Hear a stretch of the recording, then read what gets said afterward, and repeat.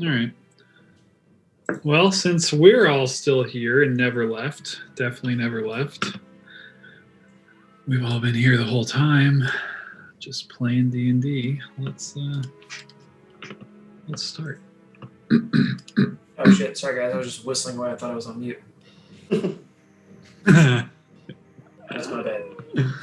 That's funny. I could hear it, but I didn't know you were whistling. That's funny. I just thought it was a weird noise. It was often attributed to that. It was just kind of picking it up, it wasn't full on. Now I realize it was a whistle, so that's funny. All right, let's play. Right when I get started, one of them's gonna jump in. 100%. Sorry, you just gotta go for it. They're like, what I missed? And we're literally still reading the intro. It's only a paragraph long, but I'm still reading it at 7:14. All right, let us play D&D right now. As suddenly as you felt your bodies being pulled in through the portal, you stepped through in the Kestrel Academy, and hurtling through time and space in an indescribable vacuous void, you feel a sudden thud as your feet find purchase on a stone floor. With a satisfying pop of arcane energy dissipating around you, you find yourself standing in a circular stone chamber. As the certainly strange and disorienting sensation of walking through an arcane portal in one place and exiting many miles away in another wears off. You get your bearings here in what appears to be the top floor of the Wizard's Tower at Lake Paragus.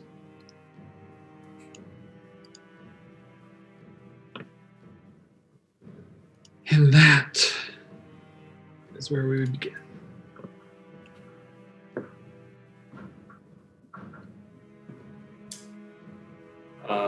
What time of day is it? Great question. Let me click this thing and send calendar.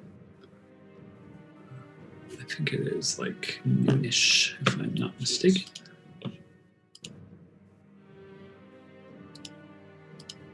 It is,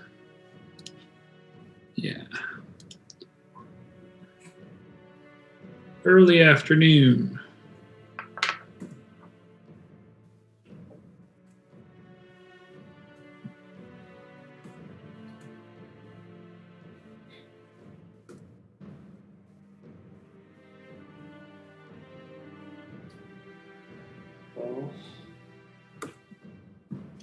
Isabel, should we maybe send a message to Xanther, telling him we got a warning of danger? That way he's not PO'd next time we see him. Doesn't wonder why we just vanished out of the temple or academy. Sorry, that actually wasn't intentional. Just pleasant. Hey, we left. Don't be too alarmed. Yeah, exactly. Sure. I'll begin composing one. Does anyone need a short rest or anything, or should we make our way down to the first level?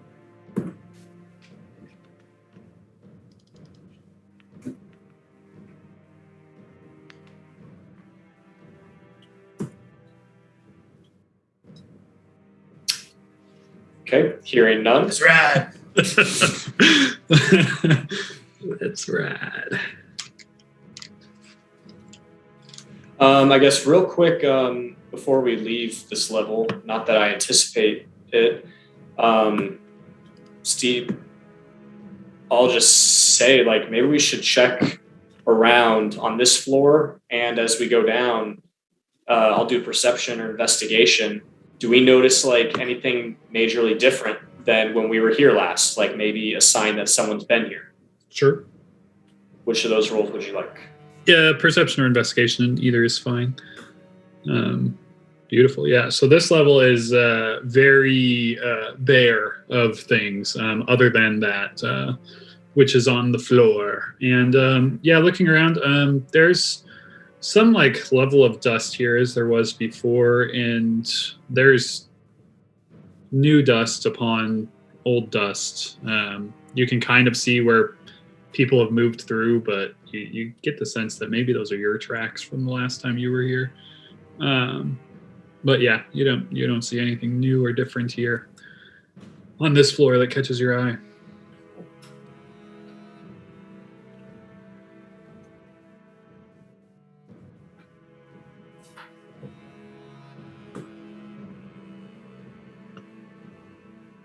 We looking to go down?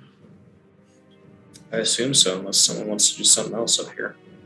You guys just stay together. I'll just move you as one until I don't need to anymore. I take Xerxes gunpowder and blow up the teleportation circle. He says something along the lines of, "Sure, here you go. Also, here's my gun. It's Yeah. yours. You can have it. You can keep it forever." All right. Moving down the stairs. Hello?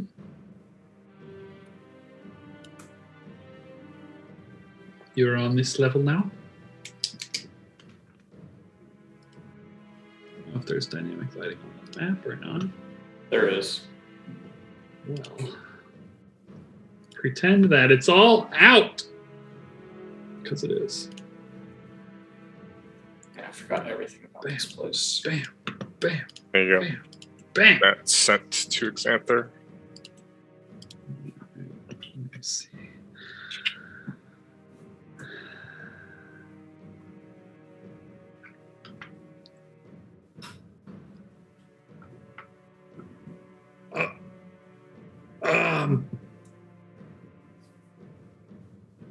But you left. Something came up. I mean, what the hell is urgent out here? How did you? The cat mentioned teleportation sigils. And that's it. I was gonna say, how many ums count as words? I'm gonna choose to believe it's like Keeley with the first sending of like, even though I know he knows how it works, but he's still talking.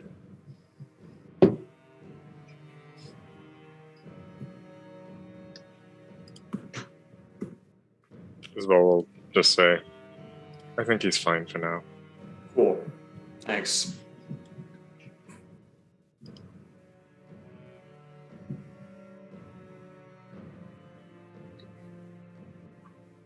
I was gonna rifle through these two desks again. Beautiful. I'm also gonna do the same check I just did. Okay. As Anna starts looking over the desks and Stephen kind of looking around the room, you both note everything seems as you left it before, and yeah, Anna, you don't find anything of any substance there in the desks. Was that for both of them? Yeah, I was just rolling that on both, and then Stephen's is for the entire room. Just weighing it against his memory.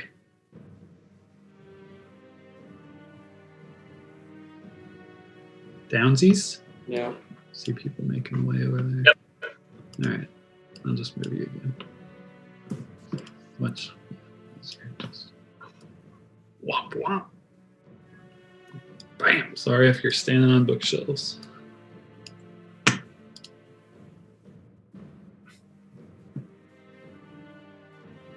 All right.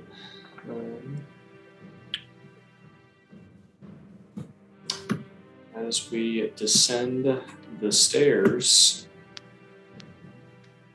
Steven is going to cast this at the 4th level and try and dispel this darkness. No darkness on this level. Stephen misremembers. This is the Am I level 2. glowing? This Oh, is, yeah. that one. Sorry, I was pinged to the wrong part of the map. Sorry, Yeah, no. You're saving that for the 1st floor. I thought there were only 3 levels. Yeah, I knew what you were thinking. Saru, yes, everyone is glowing, I think, at least to some extent. Literally everyone, I believe, is glowing. Maybe not with Nathaniel, or I don't know. If you got a magic item on you, you're glowing. That's all.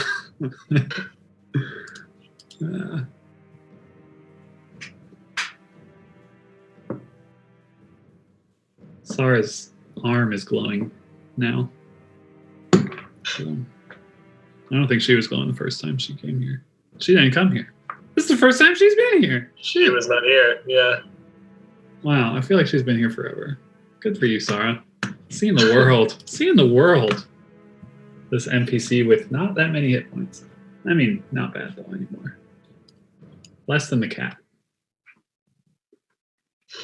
Hana's gonna do the same check over of like desks. Hi there. Yep. He muted. I was like, I assume that's coming. Yeah, Anna, as you kind of search throughout the room, you're not seeing anything of interest, and you kind of know that you're kind of like, I came across this last time, or Yep. You're pretty sure that you don't think anybody's been to this level. Seems to all be in order. Cool.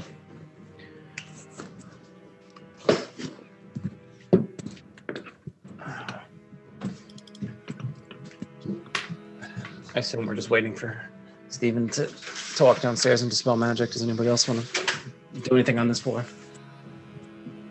No. Anna? Oh, you're glowing for real this time. I imagine. Anna's pretty lit up right now. All right. Oh my gosh, there's 2 camera rocks.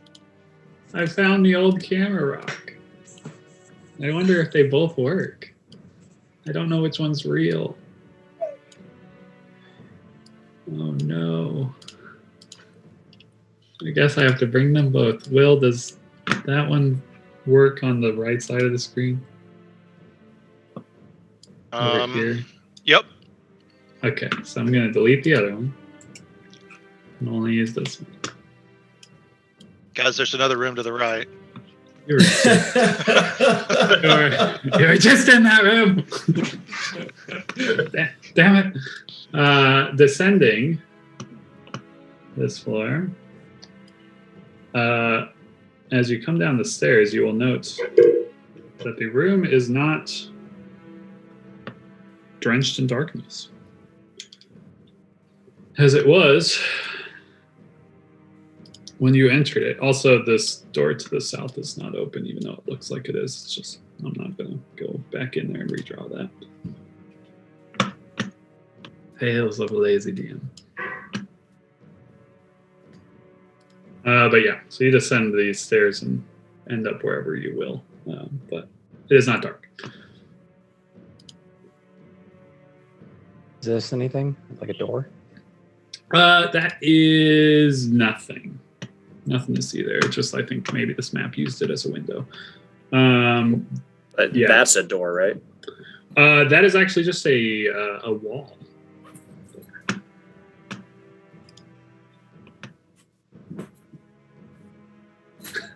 These are all windows, I assume, or walls. To the window, to the wall. Yeah. As you descend this stair, so the darkness that you encountered on your first entry into the tower seems to be gone. And the room is completely visible. You kind of remember as you guys entered down here, you kind of shuffled along this wall until you found this push out of the stairs, and then you went up. The wall that you're seeing on this side seems to almost dissect the room, though not perfectly through its center. And it just seems to be a flat stone wall. So, unlike the rest of the tower, there is a straight wall here. Stephen will go ahead and pull out the Wand of Secrets. And, yeah. Go ahead. I'll pop one off. Yeah. Stephen, for some reason, Saru was also drawn to that very spot because of, maps. Yep. But that it does point directly to the center of the wall, where it reveals that there is likely a trap and or secret door, I believe. You say trap and or secret door? I think that's what it points out. You'll have to link them, or I'll have to go click on the Wand of Secrets, because I think it points out traps or secret doors. I think. If a secret door or trap is within 30 feet of you. Yep. Okay.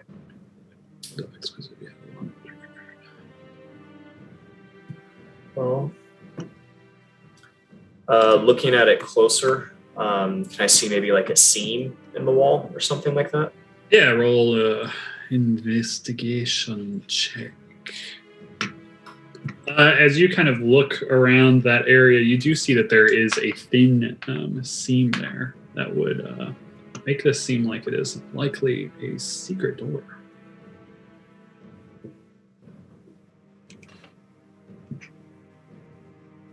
Maybe step back, Saru, just in case. And we'll go ahead and open said door.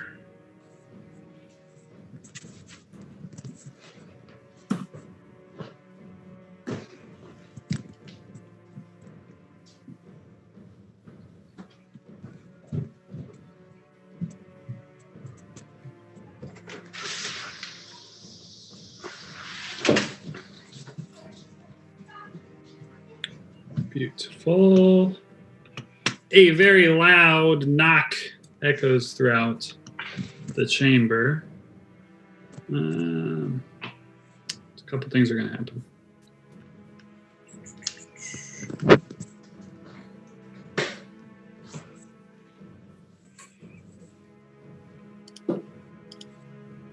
That's it. A loud knock echoes through the chamber. And the door does not open. I believe it still has to be opened, right? Oh, sure. Anna will push on it. Okay. Let me reveal what we see.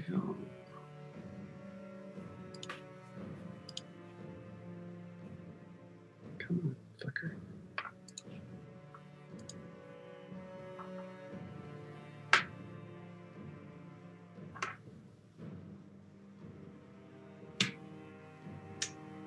As Anna pushes the door open, I need everyone to make a dexterity saving throw. And that part is not a joke.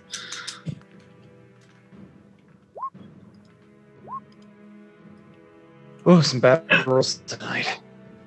Start off strong. Nothing like failing your dex throw.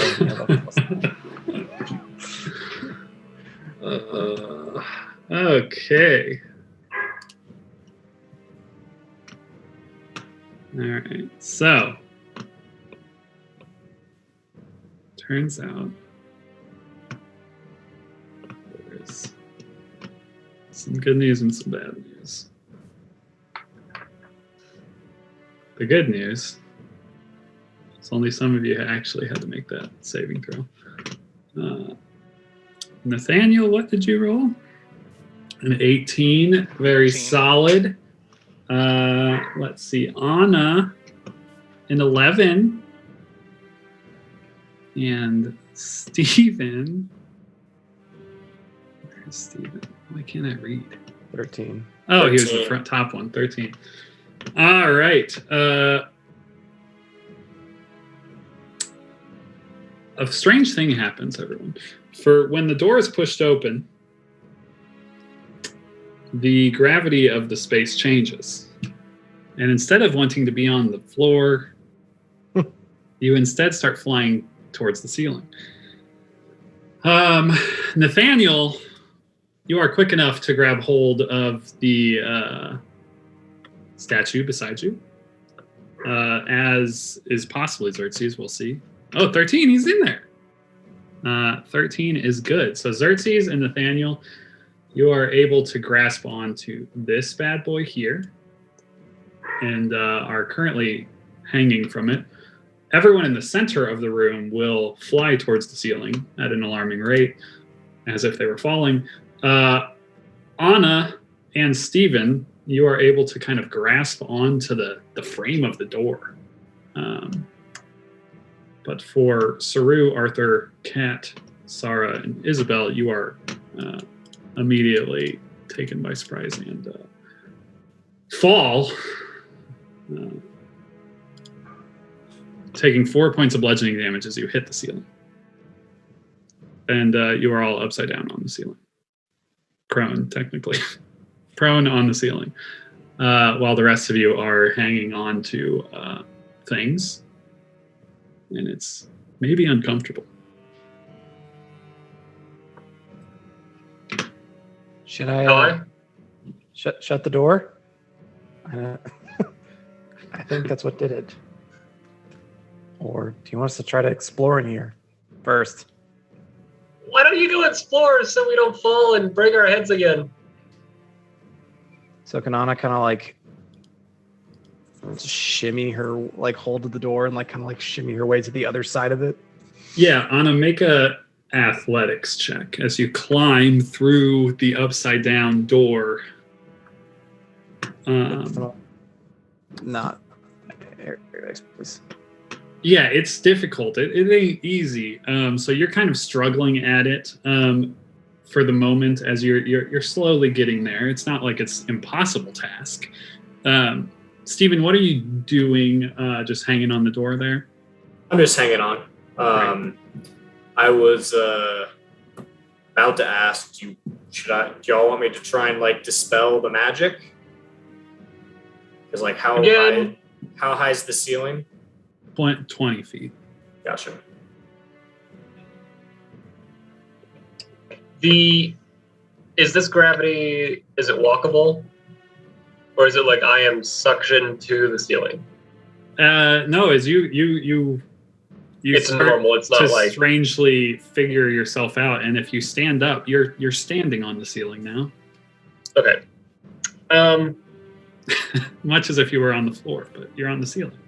Hey, Isabel, if you can get over to me, I can maybe climb down the wall? And then as Anna, you finally kind of figured the best way to crest over the threshold of the door. You see something maybe alarming, and I need everyone to roll for initiative. And I'll show Anna what she sees.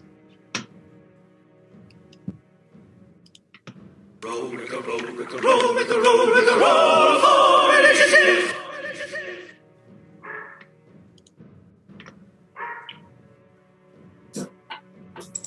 Oh.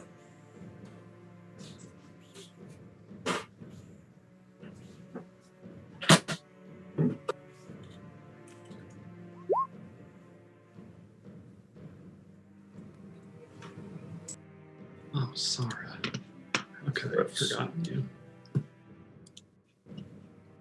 Oh, so bad, Sarah. So very bad.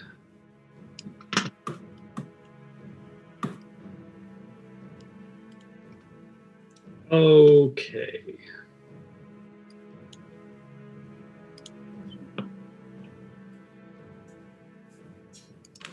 Let's see.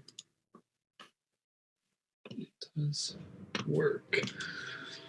All right, so first things first is surprise round between good ol' Anna and our good friend. Let's get some better music. Where's my music?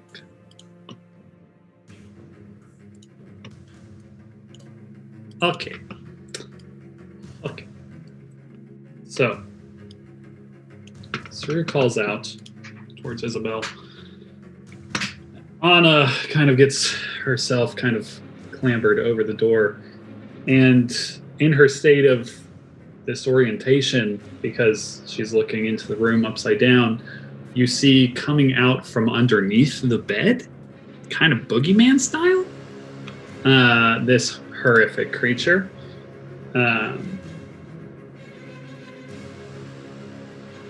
And he looked almost like it was lying in wait, as if maybe it heard something. And it will be his turn. On this, we will go for round one.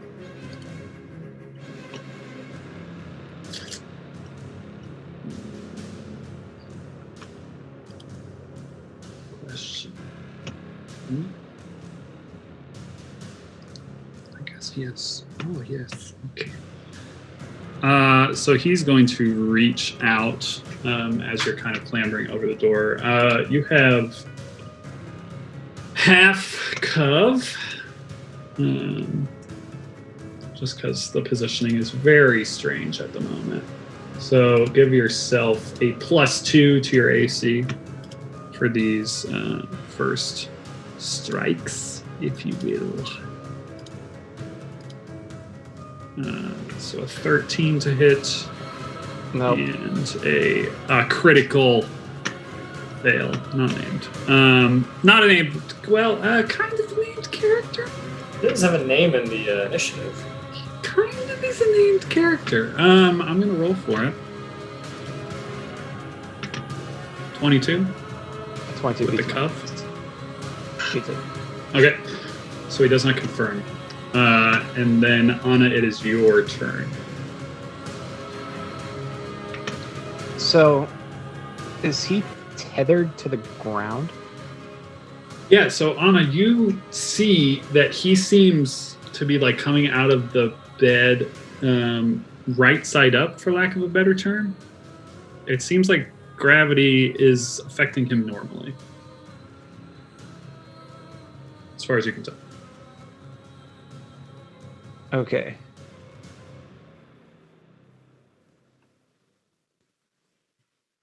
And I'm not fully in the room because I'm struggling against gravity, correct? Correct.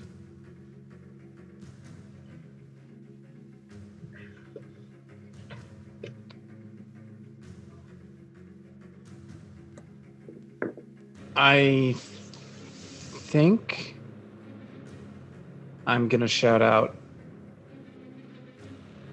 there's a creature in here. That is true.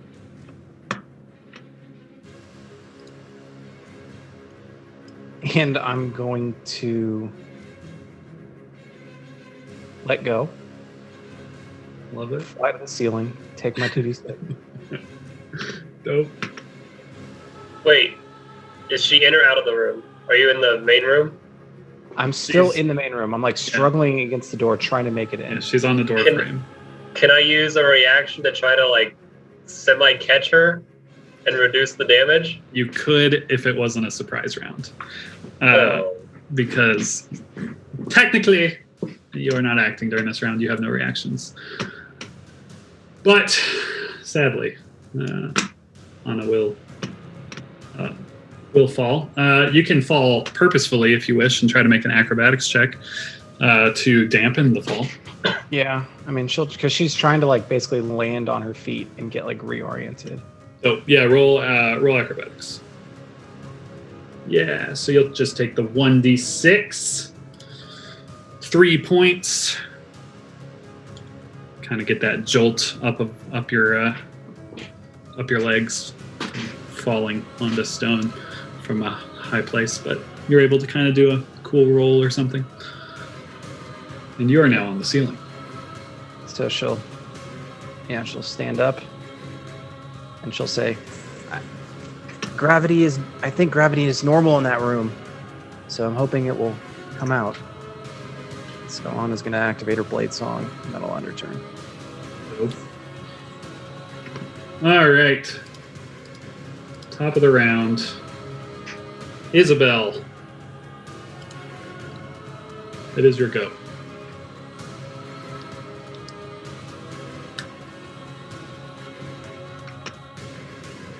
Yes. So.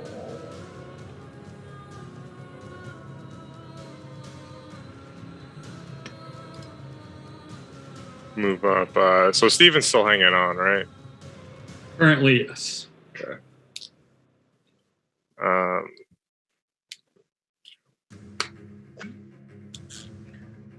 Crap. I forgot to do a check. What did you see, Anna? What did you see? Maybe I could do a check. She thinks about it very hard. I'll let you know in about 6 seconds. Shit, I don't know what to do. I don't know why I'm first. I shouldn't be first. Quickest cleric in the land. She's got that ember. She's just like ready. I think she'll just do this. She'll cast this on herself. Dope. And she'll hold her action for if anything comes out the door. She'll cast this cantrip at it. Nope. Steve-O. Okay, so just to make sure I understand the 3D nature of what's going on. Yeah, this ain't easy. This is big brain stuff here. Anna and Isabel and Saru are all above me. Yeah. Being pulled by gravity upwards. Yeah. I'm on the ceiling, the ground. Yeah. Hanging on. Skeletor is on the ground, not being affected by gravity. Yeah, from your perspective, you're hanging on a ledge above your buddies, and he's in a room on the ceiling. From your perspective. Okay. Crawling out from underneath a bed that's for some reason on the ceiling. Okay. So, I before I cast this, I want to make sure I go ahead and link it. So good, mate. So if I cast this on the ceiling, quote unquote, and let go, it's only going to be in the ceiling's area, and none of my companions are going to be affected by it at the moment. It's a 30-foot radius. 30-foot radius, so it might be able to get some people because it's a sphere. Okay, so that's what I was. It is going to be true dome aspect. Yeah, this is a spherical guy. That's what I was checking. There are some that specify if they're not, but yeah, this says sphere. So. Gotcha. So if I were to, because it's a 20-foot ceiling, you said, right? Mm-hmm. Yeah, then okay, I will not cast that. That's why I was checking, because I wasn't sure how that would work. Could you throw it in the room? It probably wouldn't get everyone, but it would get. It would get the four of us right here, and that's the part that was important. Then Stephen's going to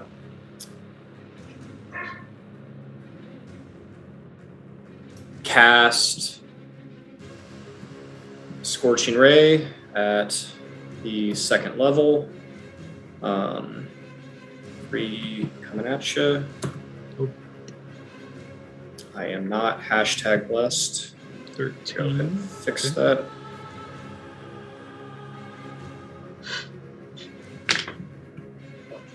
Two, 3. Goodness gracious. You're just not used to this strange terrain Yeah. that you're in, and they just smash across the bed that it is crawling out from. Okay. And like the boogeyman. When it attacked Anna was still level with it, right? Yeah, more or less. Okay. She was still on the other side of the door. It just had. But still, it was on the First same vertical plane. Yeah. Then Steven's going to follow her lead and let go. Nope. And I'll take my athletics check, you said? Acrobatics, if you Acrobatics. want kind of a cool roll or something. I do. Not the best of rolls. You take 10 points of bludge. Big damo. Big damo. Yep. As you kind of impact there. Ow. But you are now all on the ceiling. All I got. Dancing on the ceiling. Dancing Arthur. on the ceiling. Technically, I think Arthur and Xerxes are still holding on. Or Nathaniel and Xerxes. Nathaniel and Xerxes are not on the ceiling yet, but they are kind of halfway there. Arthur, from the ceiling, what you got? Arthur will move this a ways. Pull out Philia Faye. So once again, I'm asking you for your support. Say, swift death to you who have wronged me. And knock an arrow, ready to loose it into whatever fell beast comes through that hole. Your T full. You'll note your bow is shining very brightly right now. Just lighten up this darkness. Nathaniel. How tall is the statue? Like 6 foot. So if I held onto its head and I'm 6 foot, would I get 1d less, d6 less of fall damage? No. Fair enough. He will let go. All right. You wanna try to brace your fall here? You can roll acro if you would like. That'll do it. 1d6 for you. 1 Like point of that. damage. It's why? It's because you dropped from the head of the statue. It's my It plan was- all along. The dice don't lie. So after I fall, how much movement would I get? Your full complement of speed. Falling does not take up your movement. You can fall 500 feet in a round and still move 30 feet before that.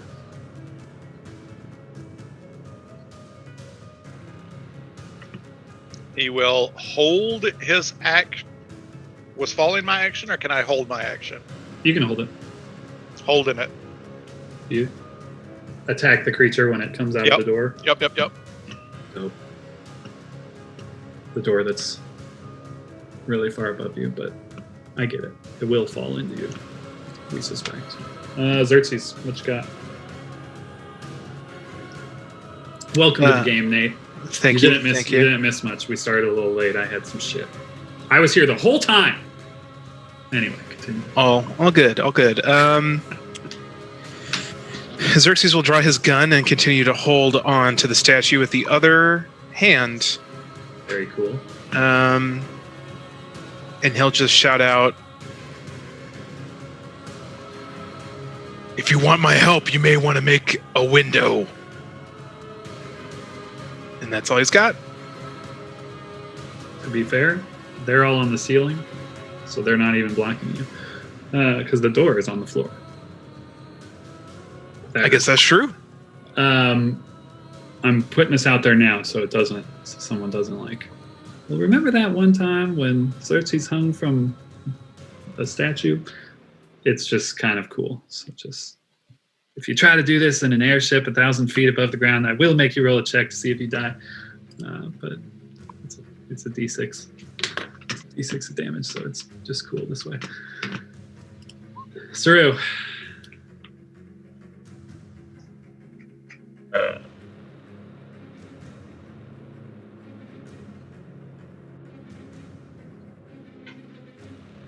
Back up over there, and that's it. That's it. Well, what's happening? Okay. It's its turn.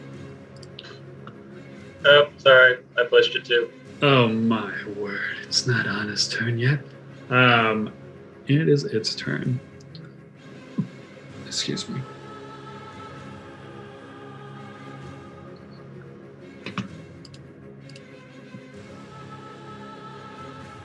The creature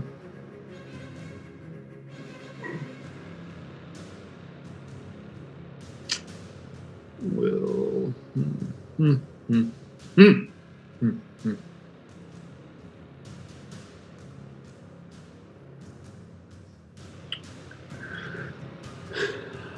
move to the door.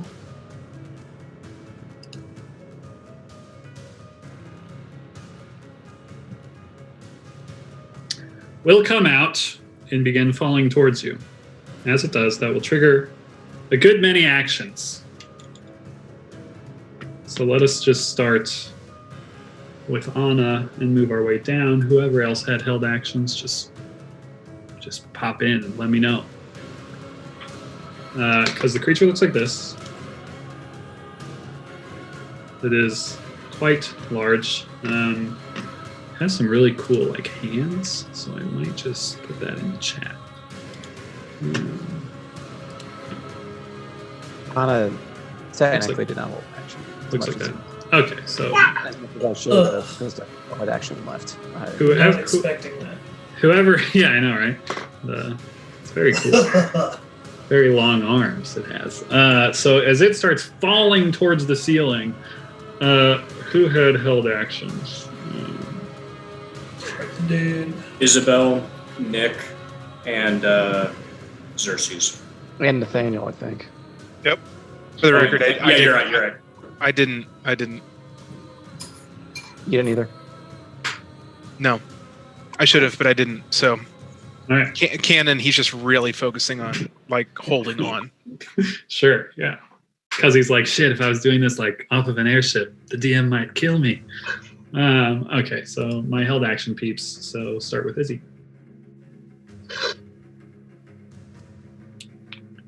Oh, there it is. He rolled. There it is. 14 does not hit. Apologies to the chef. Arthur? Does Arthur feel like the bow is, for the first time, responding in a positive manner? There is a bit of positivity that you feel maybe in your mind, some kind of connection. Though it just seems like a bow to you.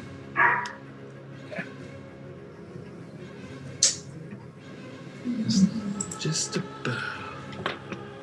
13 does not hit.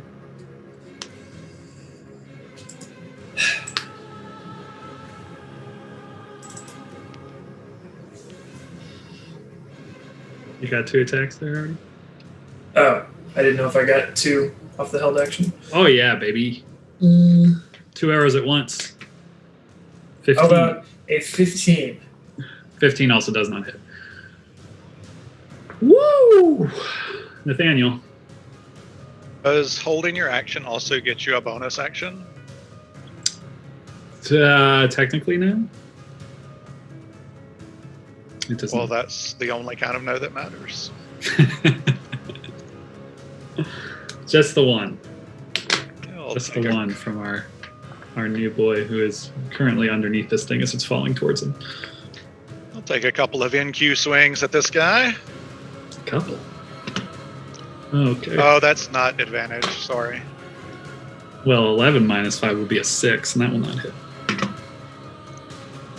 And I was not going for Great Weapon Master. Sorry, but Well, it wouldn't hit anyway. 11 will still not hit.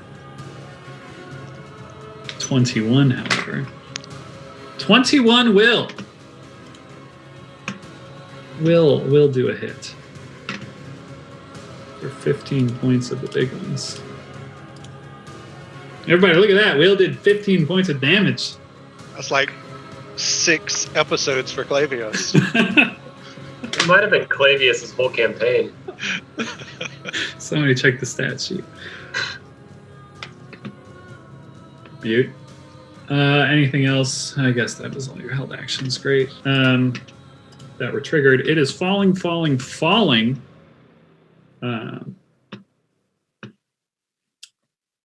before Recall hitting the ground, or maybe even as, because sure, why not? It's going to take its 2d6. Man, 11. Why roll the big damn on the bad guy? Hits the floor right about there for funsies, so it's not covering up Nathaniel's face. And then it does a thing.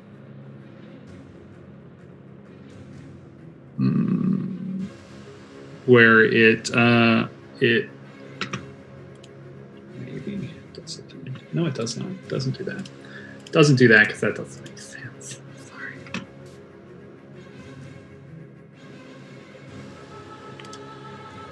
So it will move there, and then it will make some attacks.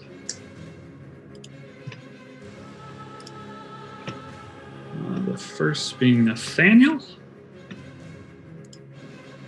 26 to hit. Yeah, Steve-O.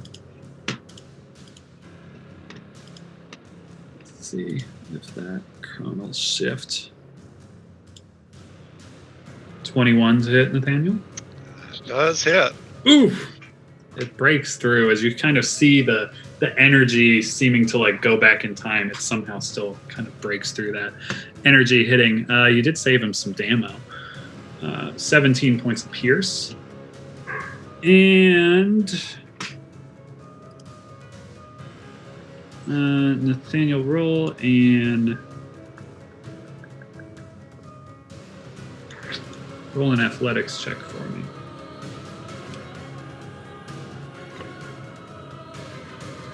Beautiful.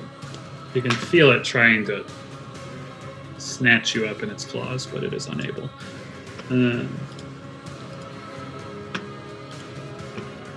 Its second attack is coming as it whirls towards Isabel. 20 to hit, Isabel.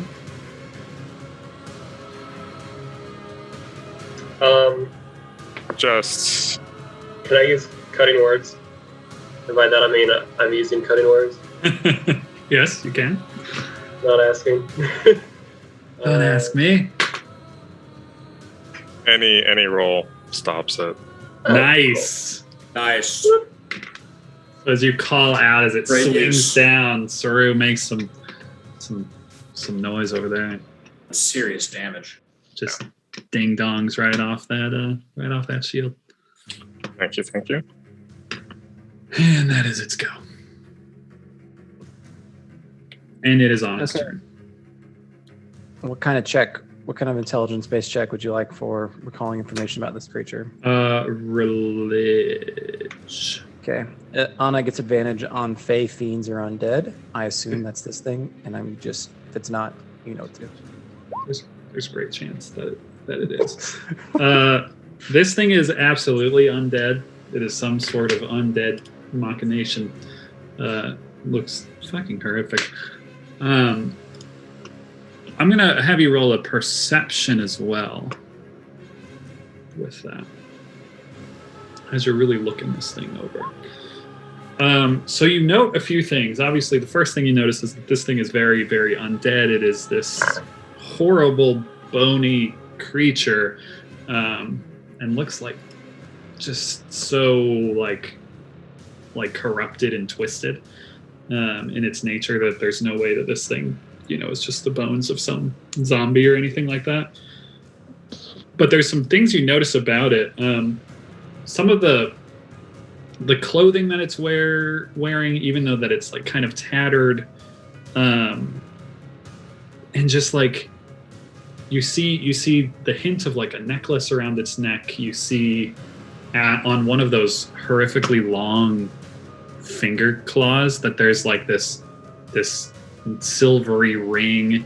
You see all these things that make it seem like this thing looks sentient, like it's wearing clothing, but the way it's acting is completely savage, monstrous. It's just looking to kill. It doesn't necessarily seem intelligent in nature.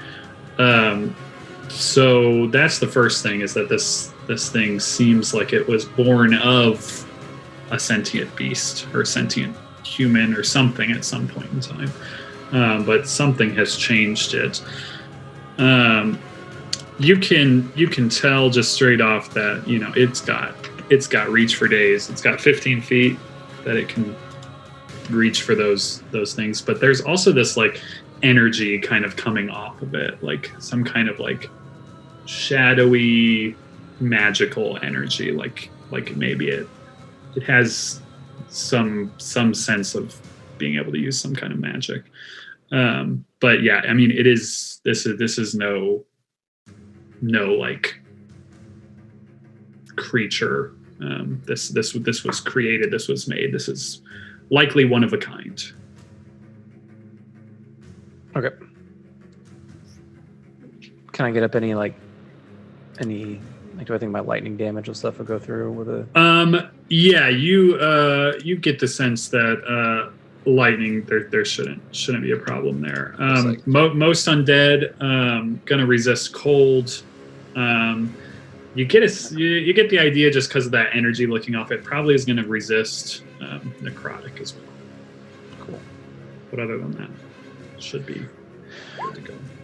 All right, Anna will Talia herself activate her lightning. She'll shuffle.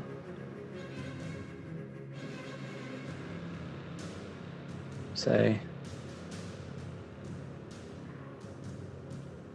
tell Nathaniel that she's going to enjoy having another person up in the scrum with her. Very much. Pats his butt on the way by. Yeah, pats his butt on the way by. 26 gonna hit. 19 also gonna hit. That is movement, bonus action, and action. Miss. 2 good hits. Sarah, she's gonna maybe just back up a little bit. Do a couple shots. Missing both. That seems about good enough. Isabel.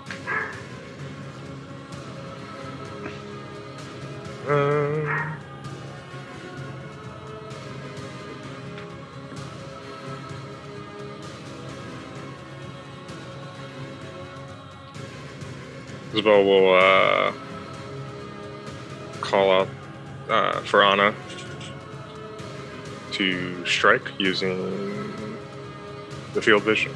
Holy shit. Love that. 28. Technically have advantage because you're still flanking. Yeah. Crit it. 28. Can we take the better damage? Absolutely not how it works. The 10 is all you get, but the 10 bloodies it. Here we go. Wait, I added a little bit. I add damage to that, I think, right? Yeah. I believe you do. Yeah. Little Guardian die. God, I love that ability. 7 points. Things are looking up. Anything else, Izzy? Nope, that's it. Steve-O. Right where the wizard wants to be. Yep. So,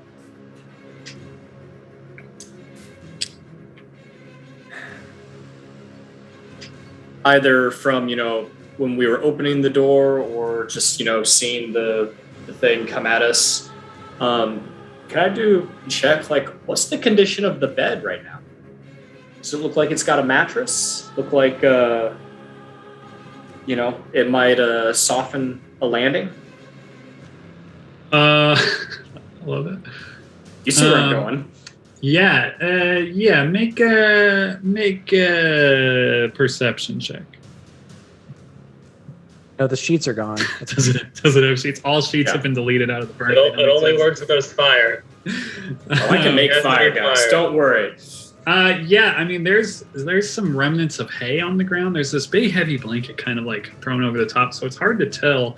You can see that there's some remnants of hay around the mattress. It's hard to see, from your current position because, the door is above you. It's a weird thing. Okay. Well, the door doesn't reach the ceiling? No.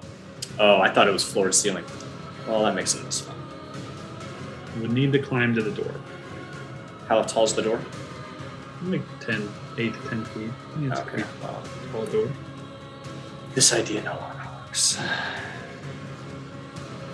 It's way more fun though. Poop. Okay, those are close.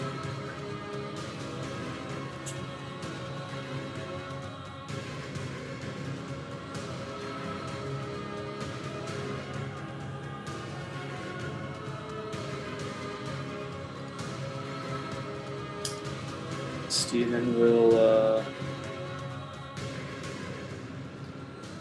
go ahead and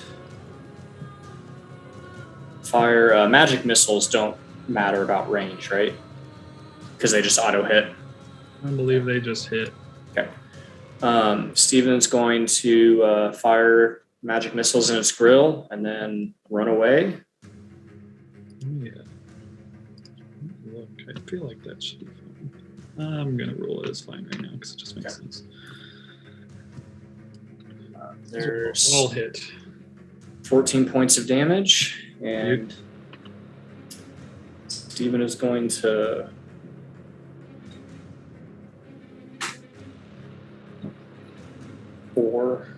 and take the opportunity attack. Okay. It will grab at ya. 16 to hit. Do I get a reaction as well, or because it's my turn I don't? I think you can make a reaction to an opportunity attack. That'll just be your reaction for the round. It's fine. So,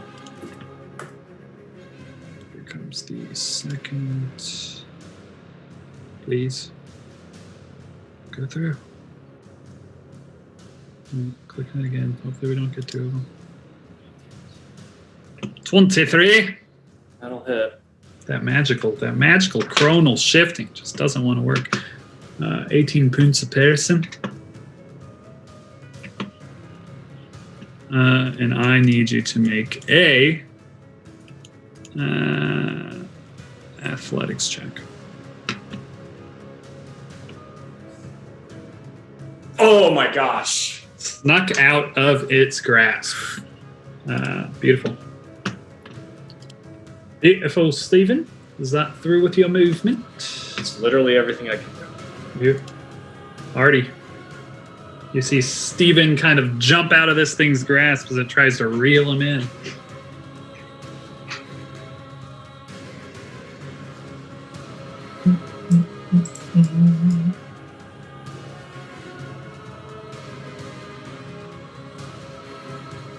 Arthur will cast Hunter's Mark Dope. on it. Smart. Ripping off 2 shots. Beaut. 16 to hit. 16 just hits. Oh. Beautiful. Like to be part Oh of the yeah, team. here we go. Here we go. And adding 2d6. 1d6 in total, so 2d6 an additional 5. Solid. Earned. Action surging to fire twice more. Oh shit. Oh shit. There you go. Critical threat. Nice. That Nice, will man. confirm. That will confirm. But yes. Roll damage as normal, and target is blinded for 1d4. Okay. But yes. Beautiful. Beaut. You get any hunter's mark damage on that one? Or is it just per turn? Here, no, it's every time Per it hits. attack. Beautiful. Every time it hits. Double those dice too. So roll multiple. No. You're right. All those D are doubled. All the D's are doubled. 13 points of damage. Wow. And last attack. Would you shoot a man when he's down, Arthur? Would. Well, Is he down? You'll have to, because that was a well-timed action surge and a perfect crit. Because he had 12 points. Nice. Hit points remaining. The blood in the eyes, we don't even have to worry about blinded. Thank goodness, because, well, let's see, just for funsies. Yep, he would have been blind. He would have been blind for 1d4 rounds. He whispers to the bow. Think of what we can do. Think of the power. You hear, in common, "That was a nice shot." And that's all you hear. Take it.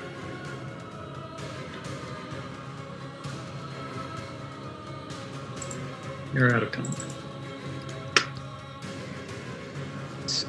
Can I do an investigation to see, like, looking at, like, you mentioned, like, jewelry, see if she can, like, look through the bones and see if there's any, like, identifying marks of where what this could have been?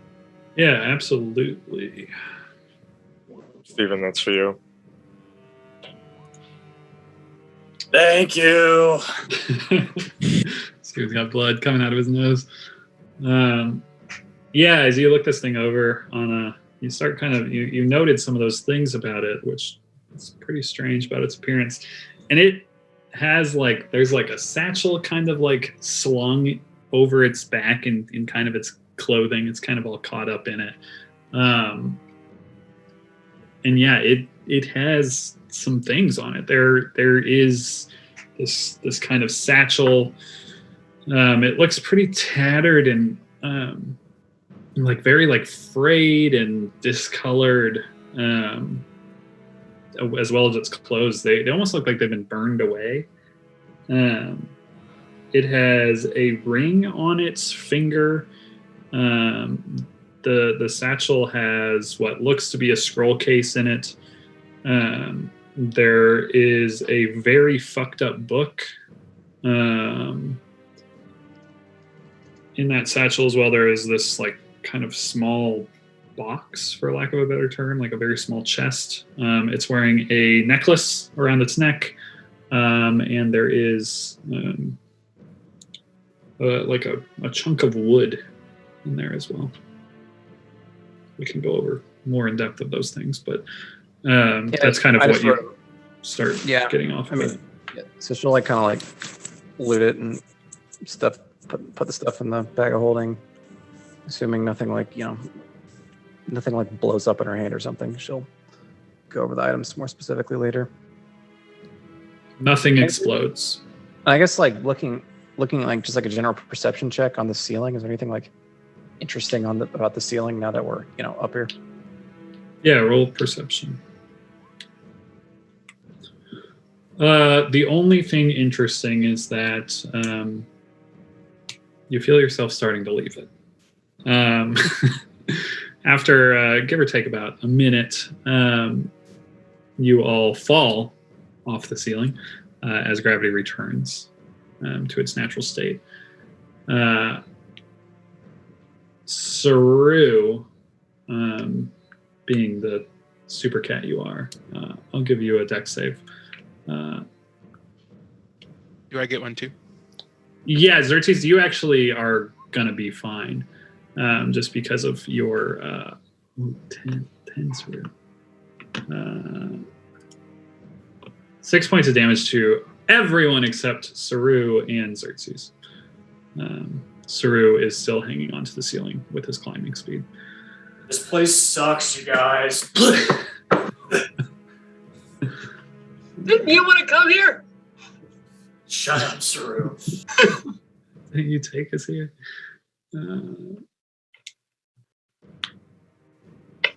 Anna's gonna go, she's over here and she's like,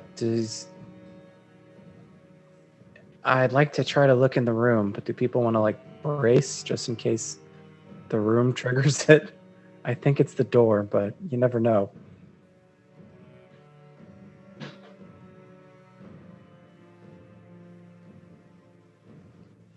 Nothing? What if we all just stand near the door? Stephen grabs onto the statue, I assume. All right. I'll go with you. 100%. Coughing blood. All right. Anna will step through, see if anything happens. You step through the threshold, and you were still on the floor, and so was everyone else. Same for you, Suru. I guess start ripping through the room. Yeah, so the first thing you notice about the room is it stinks to high heaven in here. But it also, it's like a very acrid smell. And this place looks like it has been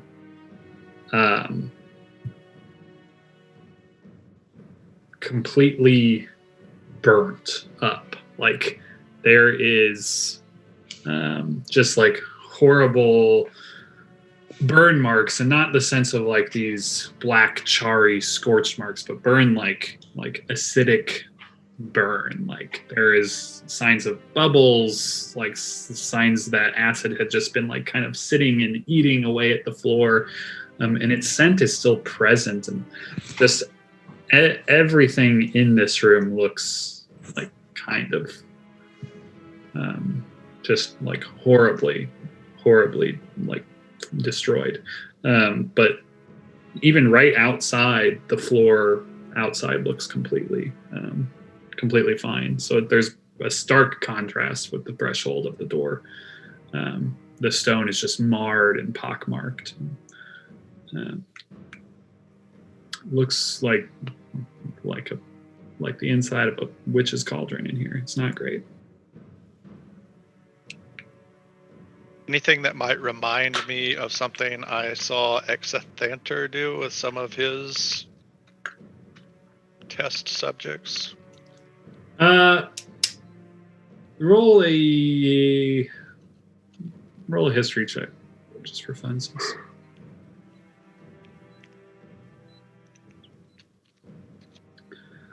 He did a lot of weird things. Nothing about the looks of this room reminds you anything in direct relation to Exathanter. Do I get a bottle cap for saying his name right? You get a fake bottle cap. That's just That's the only thing in my PQL. Wait, you got one of those? Oh well. Yeah, they still exist. No, those died. Anna's kind of starting to case the room. Yeah, Anna, as you kind of start looking through, just trying to find anything,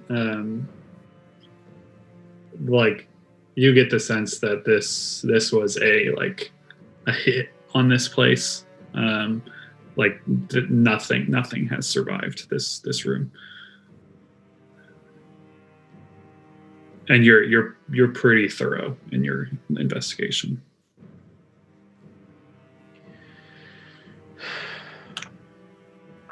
All right. Well, I guess she'll step through the room and say, I didn't see anything. I think I had a pretty good go of it, but anybody else could check. And then I guess she'll start going through his stuff. Yeah, so as Anna starts pulling that stuff out, does anybody want to do anything else? You good to see what Anna has. What gubs she may have obtained. Steven will just help Anna with the stuff.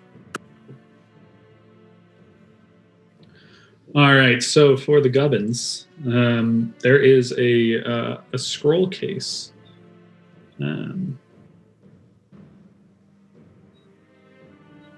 And it is pristine. Does not look to be marred or burnt or anything of that nature. Okay. Open the scroll case. Is there a scroll in there? 7 of them, to be precise. Can she read them? Yes, I believe so. I don't know what it takes to read scrolls, but they are probably all on your spell list, so I assume that you can. There are 7 scrolls. There is a scroll of Dispel Magic. There's a scroll of Non-Detection.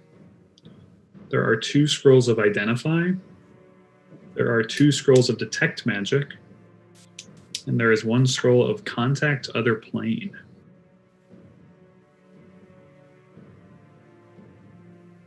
Okay.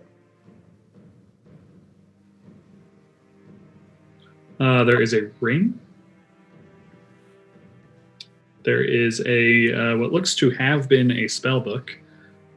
As you start flipping through the pages, you see it is totally and utterly destroyed. There is a very fancy looking chest, though this chest literally is something you could hold in your hand. It is very small, very elaborate looking. It's as you're kind of looking it over, like there's just like little teeny diamonds and other gems encrusted. It's flaked in gold. It is like beautiful. Looking at it, you're sure it's worth at least 250 gold pieces minimum. And as you open it, kind of look around it, there's nothing in it. Doesn't make any noise when you shake it. You can open it. It's not locked. But yeah, it's just a little handheld chest. There is a necklace that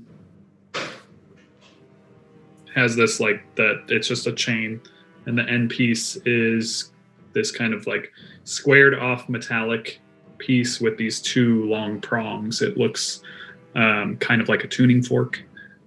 And then there is this piece of wood that is kind of painted and stained in this dark brown red, and it's just a small piece of wood. Taking a closer look at it, it has been carved pretty intricately into the shape of a key. Those are the things.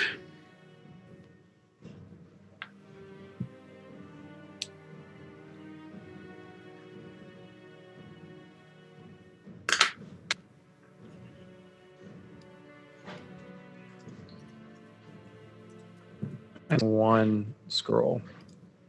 I've got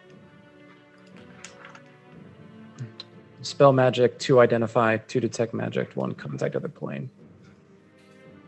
And one non-detection. Thank you. Yep.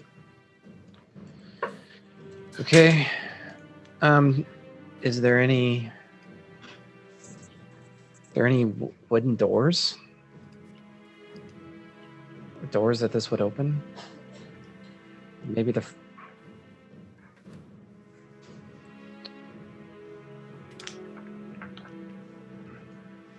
Yeah, looking around this room, you don't see any wooden doors or anything. While Anna's doing that, Stephen will offer to identify the ring. Yeah.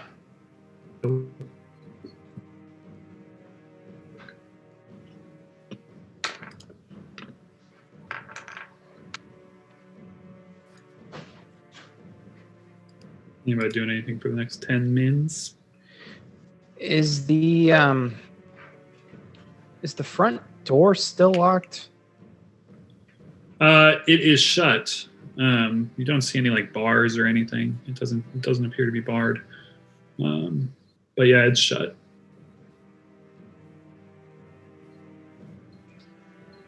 And what happens if I try to open it? Is it open? It does. As you walk over and start pushing it, it does give. You could open it. Okay. I want to open it and see if there's a key slot that would sort of match this key. Remember, this is a spell door, by the way. Yeah, as you go out, you're kind of greeted by the fresh air that is Paragus Lake. As you're surrounded by by the water, the waters of Paragus. And yeah, there doesn't seem to be any keyhole in this door.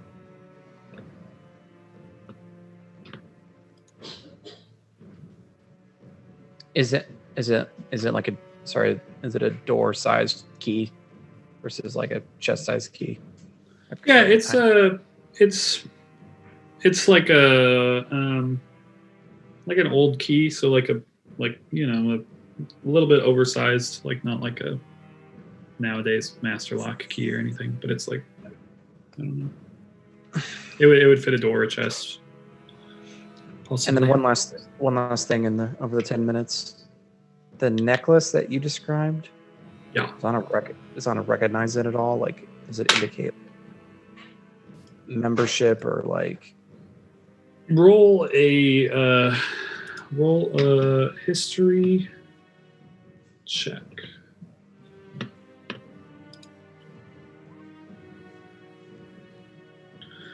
Yeah, it doesn't. As you're kind of like thinking over like, factions, clubs, or like, any sort of like ancient historic faction or whatever. It doesn't ring any bell down that road. Okay.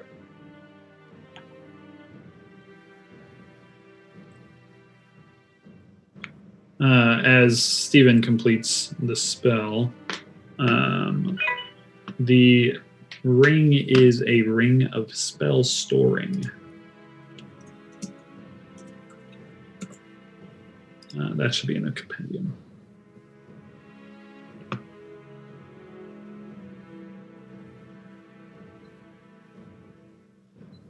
Oh, and within it is, I believe you get to know what's in there.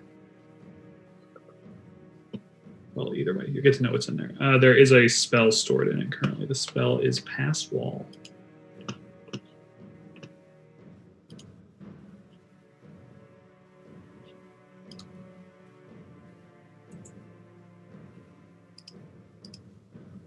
Strange spell to be stored in there. Steven will say out loud.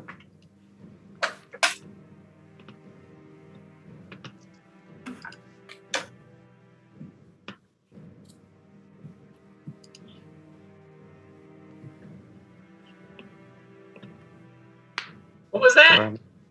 I'm looking up what this. Look up the spell is Pass Wall. Pass Wall, yeah. It opens a tunnel into any wall, if I remember right. Well, that seems handy. It is very handy. Problem is,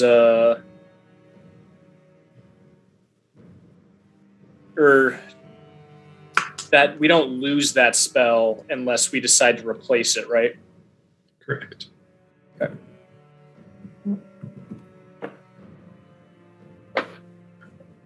Do you think your magic wand might be able to tell us where it is? Or why he has it? Oh, like where he was hoping to use it? Yeah. Well, it doesn't necessarily like open. It's not like open secret door. It's literally, Steven will point to the wall. If someone were to come in here and, zombie horde, Skeletor's buddies are all, 100 of them at the door, we could use it and open up the wall right here and just get out.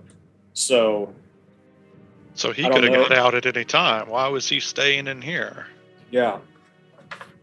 Can we try it? Xerxes, pretend to be a zombie. The thing is, if we use it, we lose it. I don't know this spell. That's not true. Okay, maybe for spells.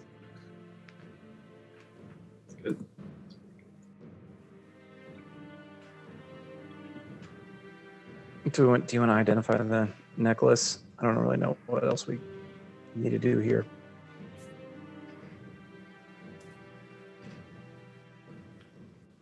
My only other thought is just to go see if there's something we missed that this key could open.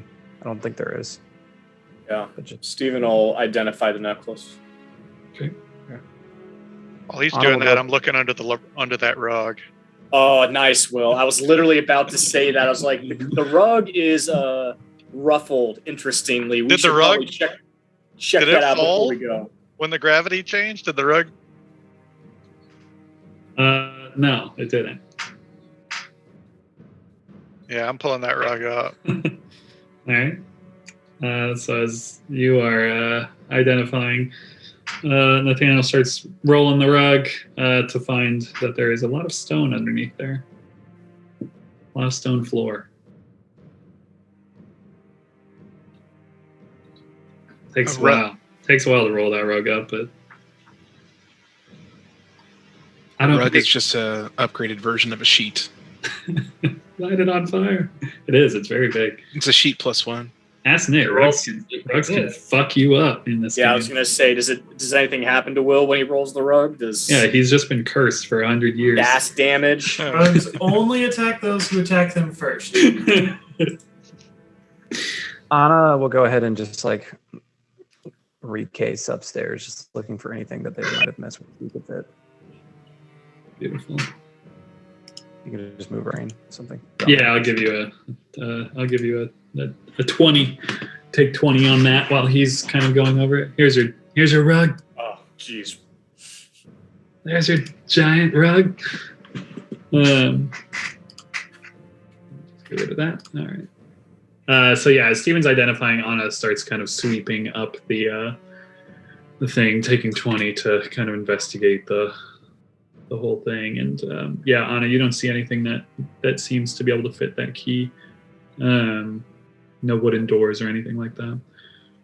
Steven, the necklace is not so much a magic item, but you do identify it because it is a magic component. It is a tuning fork, and it is attuned to the plane of shadow. It is attuned to the Shadowfell. Okay.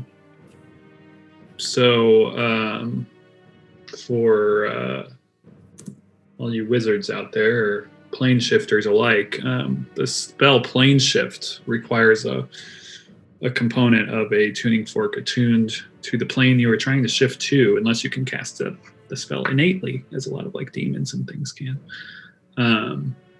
But yeah, if someone could cast the spell plane shift, this tuning fork might be able to help you get there. Good. Well, didn't we think one of the embers might be in the Shadowfell? Sort of, kind of, yeah. The one that also had Briarwood on it also had symbols of the Shadowfell. So, not that I don't know if or when you would ever get plane shift, but Long time from now. Let's say I think 8th level spell, 7th level spell. It's up there. We got a hot minute. hot minute. All right. So wherever that goes, make sure you parenthesize attuned to the Shadowfell, because it doesn't matter. Steven's gonna keep both at the moment, if that's all right. Fine by me. And the ring is an attunement item, and to use the spell, you do need to be attuned to the ring. Just FYI. You have those written down, Marshall? Yep. Cool.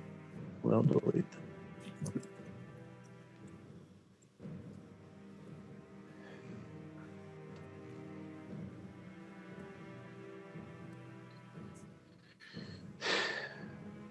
Well, I will kind of like look around at everyone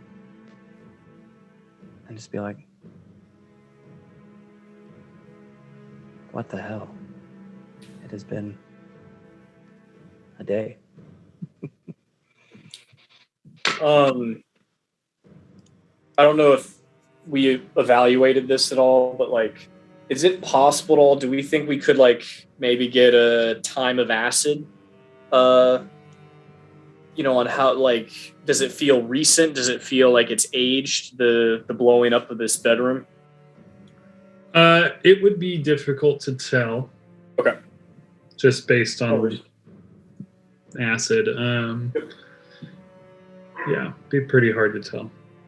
It does still, it has a smell. Like, you can still kind of smell it, so, unless it smells forever. Semi-recent, at least. Just to try everything, I'm gonna rip that bed up too. So, To shreds, I Getting there. whatever hay was left in it, which is not much, does start going everywhere. The last There's thing I want to try. Nothing in the bed.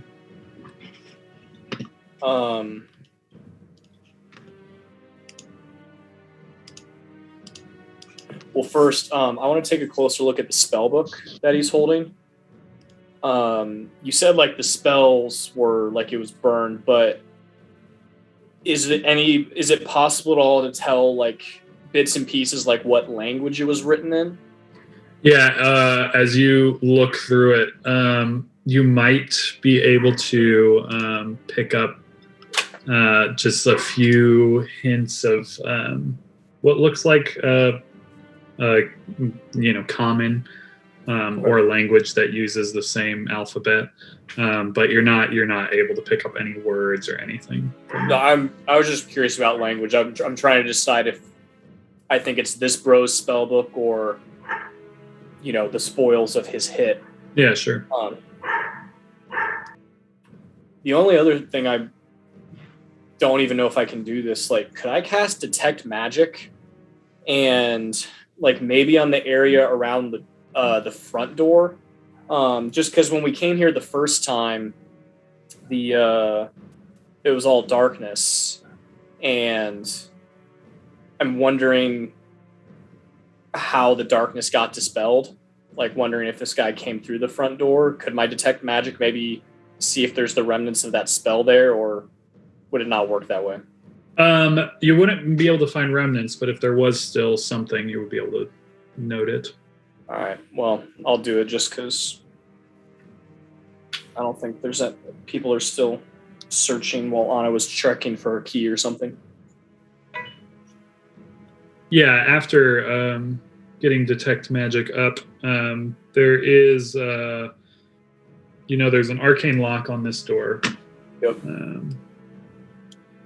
That seemed to trigger that. And you do know that will reset. And there is magic coming from this door there. It is evocation as well, just coming from that door, which is currently open.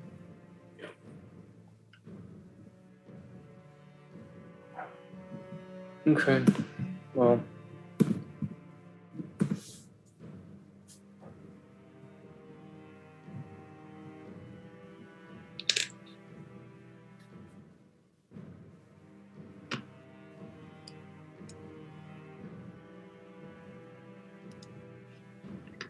I don't know why Claval the Dreamer was mentioning this place.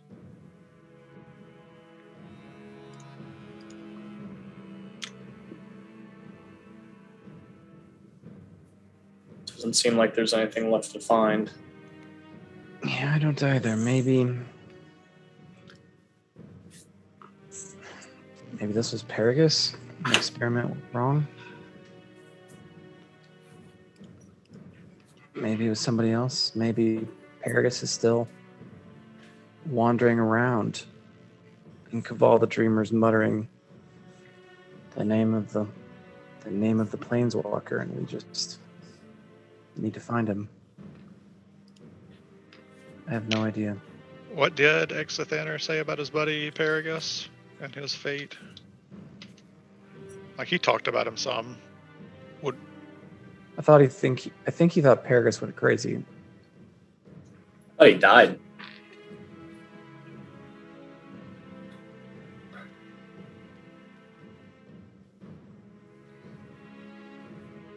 I was gonna say I thought he didn't know, but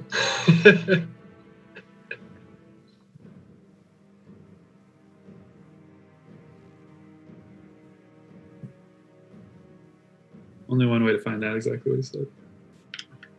history check. Take the keened mind feed. Take the YouTube feed because I don't remember exactly what he said either. Oh, okay. Okay. He mentioned him. I think he did mention that he at the end of his days he was a little kooky.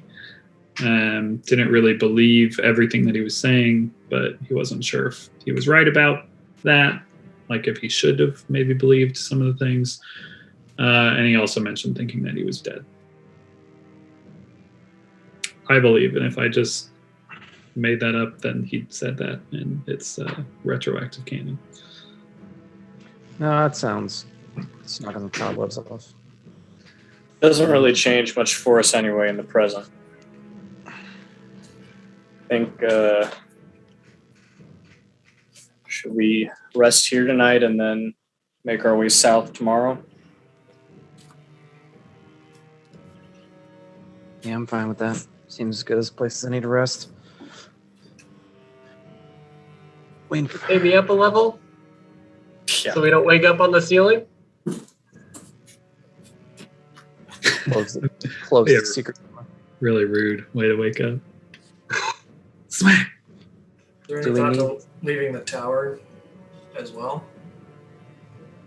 Kind of doing your own thing outside of a magical tower full of dangerous things. Didn't one of y'all have a theory about sleeping in here? Yeah, that's my completely harebrained theory is sleep in here and see if since Caval just connection to Caval the Dreamer, see if anything happens. See if the museum exhibits come to life.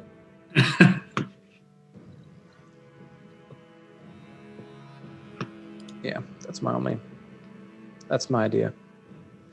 Anna would throw it out there, but not be like super defensive of it. It would also probably require us to sleep outside the hut, because the hut will block off any magic. If we really are being chased, what are the chances of getting followed? I don't. Why are we being chased? Weren't we said, or the isn't like the Eye of Sauron on us, which is why we needed to leave in a hurry? Am I making this up? No, the letter. Did I take drugs? No, the letter said the letter said was the suggestion was to get out and get out quickly, and then it said that when Odalric, this whatever we're fighting, found a host, it would turn red, and so it turned red like immediately after. So we teleported, and I was at the time nervous that it would be in like the creature is close, and then we teleported here far away, and it's still red. And Anna would pull out the amber stone, and I assume it's still red. So I think it just means Odalric is on this plane. I was nervous. Also, the letter does not mention Odalric at all. It just says he. How do we get that thing about how do we know what the amber stone did though? We don't know. We know we found. Sorry, go ahead, Bartlett. I was like, the other thing we knew is that it lit up once you found the host, right? Yeah, all it said. The letter warned us that temple was super dangerous. Gosh, I keep doing that. Library was super dangerous, and warned us about an enemy and said it wasn't anchored in like time or reality, and he needs a host in whatever world he's in. Like, it's possible it's talking about Odalric, but we don't know. That's all I'm saying. That we don't know who exactly he's referring to. It is true. We don't know for sure, but it's a possibility. Yeah, absolutely a possibility. I was just saying seems like the most we likely. need to be careful with this ghost guy that we don't know exactly what he's talking about. So either one of us is now the host, or it just means he's on this plane. So.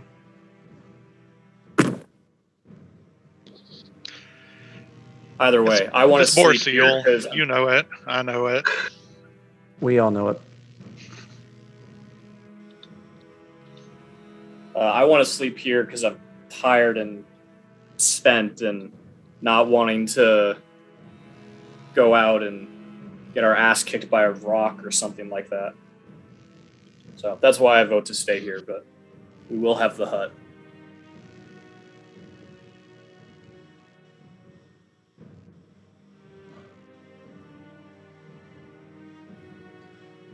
I mean, the tower feels as safe as anywhere to me. There's a tower in the middle of the lake that I imagine most people will avoid.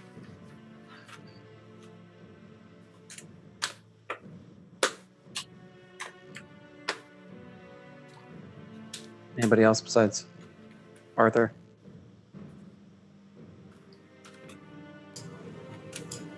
Yeah, I think in here's fine.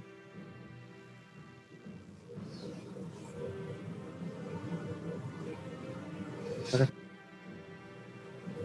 At level dose we go. Or let me rephrase. Level dose Steven goes to start casting the hut. Arthur and Kat are going to sleep outside. Okay. We are done with Can you falling get to back the in? ceiling and falling to the floor. We're just going to wait for you guys in the morning. Anna will say something to Arthur. Do you want me to send a message to Lady Evelina? This isn't quite what we expected. It's all right. I'll convey the message myself. Anna will nod. You mean with the sending stone, right, Arthur? Correct. Oh, Okay, he's- sorry. he's I magical. heard that. I heard that more as like I might be there in person. I was like, wait, what? No, But- I just wrote her a letter. I'll send it when the postman comes. That's why I'm sleeping outside. Yep. Can't miss that UPS delivery. I ordered the package on Amazon. All right. As people start bedding down, let's take our little breaky poo. It's a little late because we started a little late. 8:51, classic. Also, just so you know, Classic break. actually, this other thing. Anna's going to trance on the first floor and stay there. Four. All right, so before we bed down, Anna will go up to Saru and we'll pull out the sword hilt and say, you had mentioned maybe wanting to use this. As I fiddled around with it, I think I like the other magic items that I currently have on me a little better. And as much as Connor really wants to have a second character with the Sunblade, Anna will say, if you want to use it. Sure. I mean, I can hold on to it, and if you ever need it back, you can always take it back. I have no doubt if we're ever, I appreciate that, but you need to attune to it, and it takes mechanically, it takes a bonus action to use, so don't totally forget about it. That's okay. You don't just have it out. And that's the other thing is I have a lot going on in combat. I don't think I need to spend an extra 6 seconds getting my sword out too.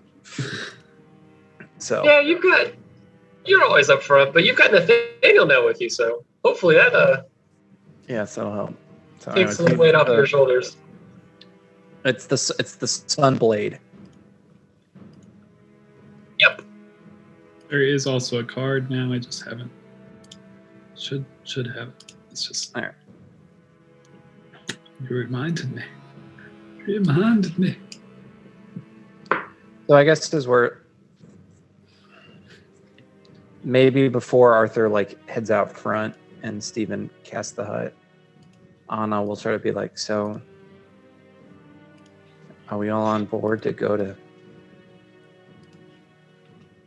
back to the tomb for Ulfric? That seems like the next move to try to get these embers. But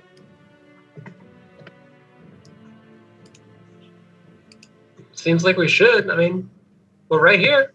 Close enough. okay.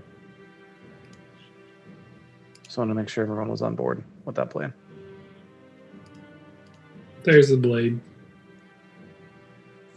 Okay. Cool. Same thing that's in this compendium, but I like it should have a card. All right, then last thing, if we're on board, and this will be the last thing, I'll shut up for a little while. Anna's going to identify the key when she's downstairs, just to make sure it's not magic. Dope. So, Anna, you learn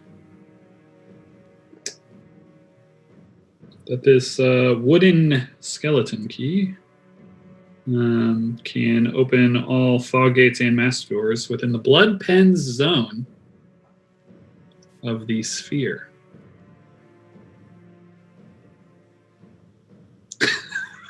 Y'all know I've been wanting to go in that sphere again. Will's just fist pumping. That is That side Sorry. quest has been open too long. wrong character. It can open what? All blood? All fog gates and master doors within the blood pens zone of the sphere. All fog gates and master doors Yeah. of the blood pens zone. Yeah.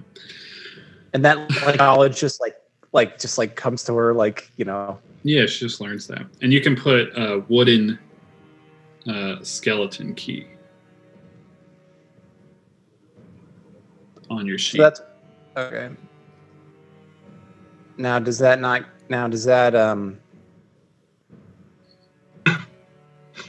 okay. So I imagine like Anna like goes downstairs and is like, actually no, I think she's just gonna, she'll keep that information to herself for tonight. We'll talk about it in the morning. That's already up. It's been 10 minutes. Yes, the hut is on the second floor. Anna's staying on the first floor. Arthur is out on the island. I'm on an island. And then sleep time. Isabel's just gonna draw some of her blood into a vial, As you do.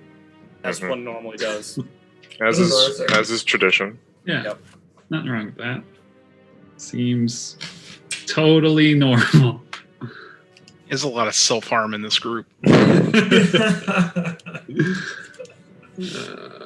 Xerxes will work on crafting black powder. So Just add another day to my tracker.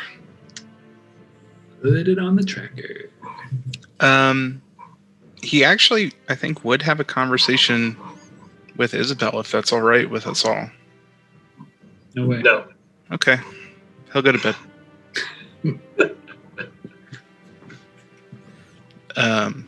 So while he's, mixing chemicals and whatnot, not getting high though, it's properly ventilated in Paragus Tower. That's canon. And I guess Isabel drawing blood or whatever it is that she does. He would say, Steven kicked Isabel out of the hut for that, by the way. That's fair. She would have. Sorry, Sure, Nate. I'm found out. sorry. "No, you're fine. Do that in a more ventilated area, will you? Jeez. We got to be COVID compliant, 6 feet." He would say, "Isabel, have you noticed any changes to yourself after interacting with the ember?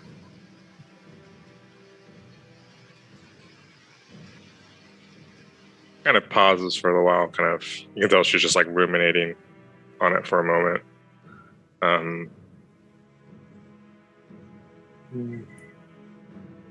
Feels a little warm, at least initially.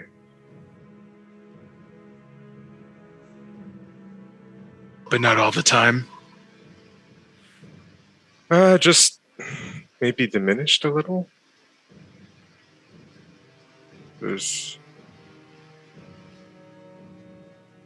But at least yet, I do not feel anything that different. But it has only been a day, or less so. You seemed awfully confident when you interacted with it. Were you not afraid?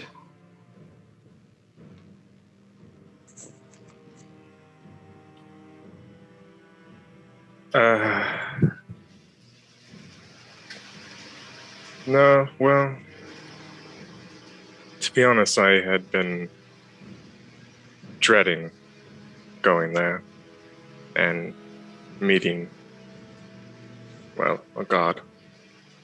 But it didn't exactly turn out like that. I grabbed it because it felt like I should. Anything else didn't matter. She was the god that you prayed to, right? I prayed to her when I was captured by the unseen in the mines. But before, No, I prayed to Helen before.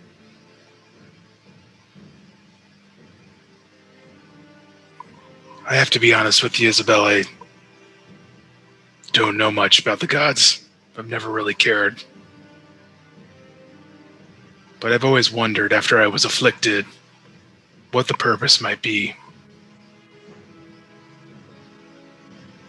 Hearing her talk about their essence being scattered, I couldn't help but think of those afflicted such as myself and Lady Avelina.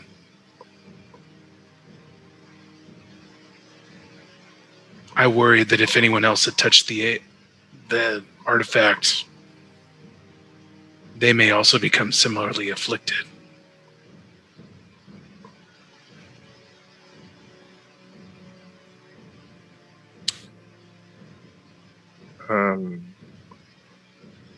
It's possible, I suppose.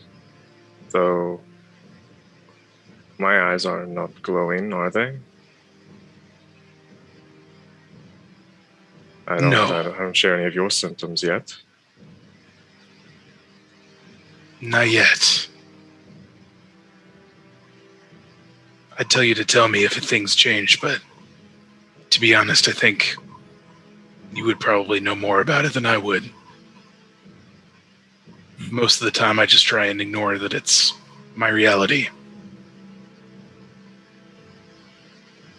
You know, it may seem like I know a thing or two, but I really have no idea what is going on in any of this. It's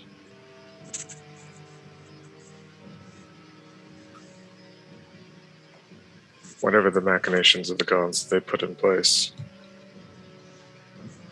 We are still just cogs in it. That's all.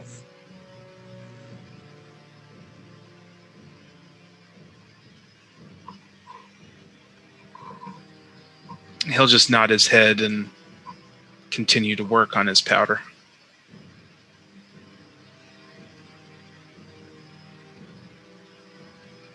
And she goes back to whatever she was doing.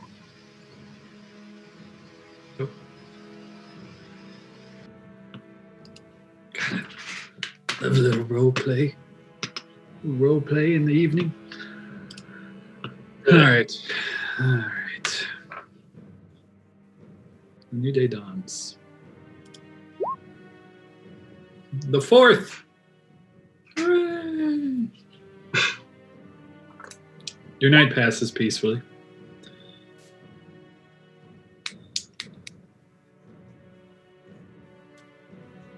Arthur is awoken to a light rain upon his face. Cat scurrying inside, probably. Arthur doesn't get the full health coming back benefit, correct? He does. Everyone does. Nice. Even out there. Hi, boy. My word. Boy just dove through a door. It's that time of the night. It is. It's like right on time. Diving through.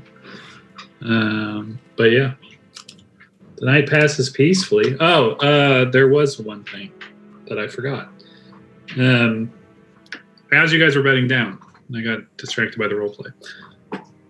Isabel, in your brain hole, you hear. Sure. So you just kind of dispel my locks and get my sigil sequence and then just leave? I mean, that's one way to do things. And there's a pause. I guess thanks for letting me know, sorta. Now, I don't expect for you to tell me what you were really doing here, but if... Pause. You plan to come back, at least give me a little notice, will you? I'm complaining. I know, sorry. So, cheers for now. And there's nothing else. You can respond to those 3 messages. Isabel will wait to respond to the very last one. And simply say, thank you for the hospitality. And we will let you know if we plan on returning. He says nothing else. There is, now in the morning, Nathaniel, you hear something in your brain hole. Kind of first thing, it might even wake you up, who's to say? Hey, I don't blame you. We had a good run. They look to have much deeper pockets. I get it. Take it easy out there.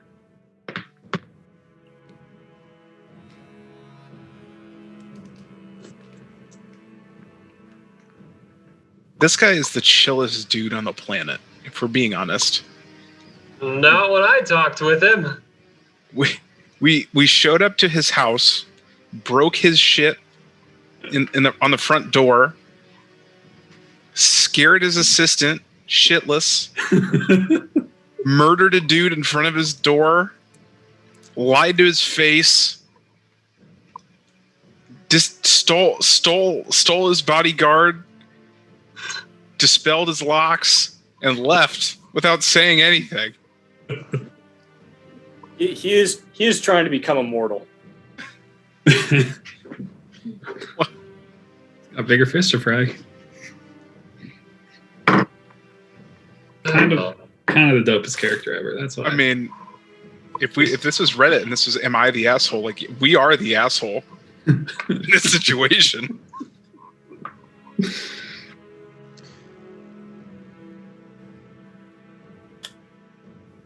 Dope.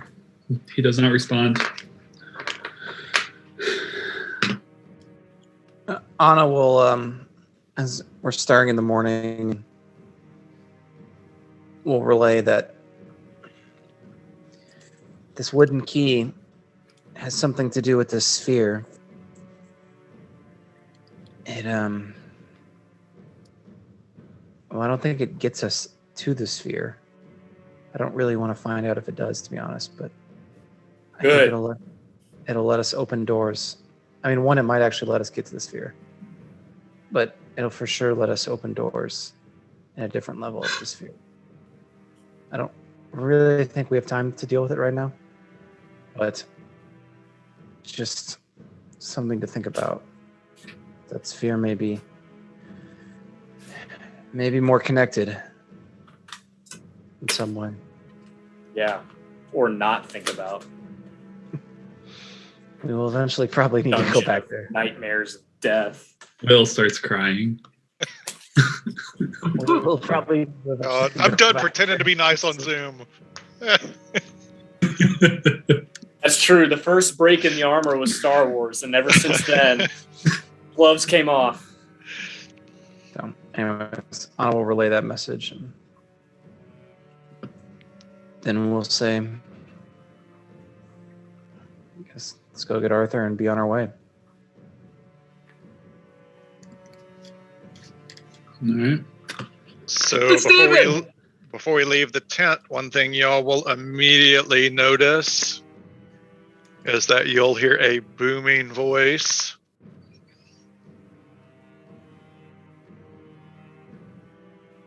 Aha, Poindexter, I win today.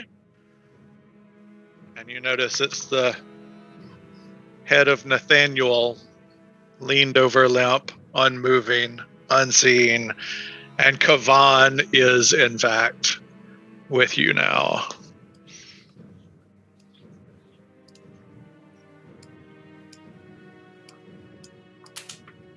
And Kavan does have dark vision. Because I can't see anything. Oh shit, really? What the heck? Oh, your vision's turned off. Oh shit, that's so annoying. So as we're like, Kavan have the same vision as Nathaniel, or different? Yeah, Okay. they're both Tasha's humans. I thought I set him up the exact same. All right, I'll fix them. Continue. Good in a fight, the lot of you are. I wasn't able to do anything. I wasn't able to win the day yesterday, but I had my eye on you. And you might get a little creeped out because the whole time he was talking about watching you fight, he still was looking like right at Sarah when he said he had his eye on you.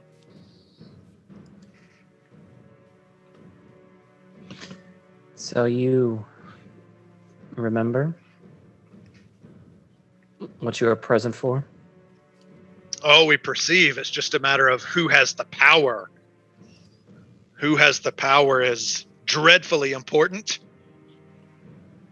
When the curse is lifted, the one in power remains forever. And today I win the day. Lucky for you. I swing this sword a little better than my Poindexter friend Nathaniel. Are you still hired?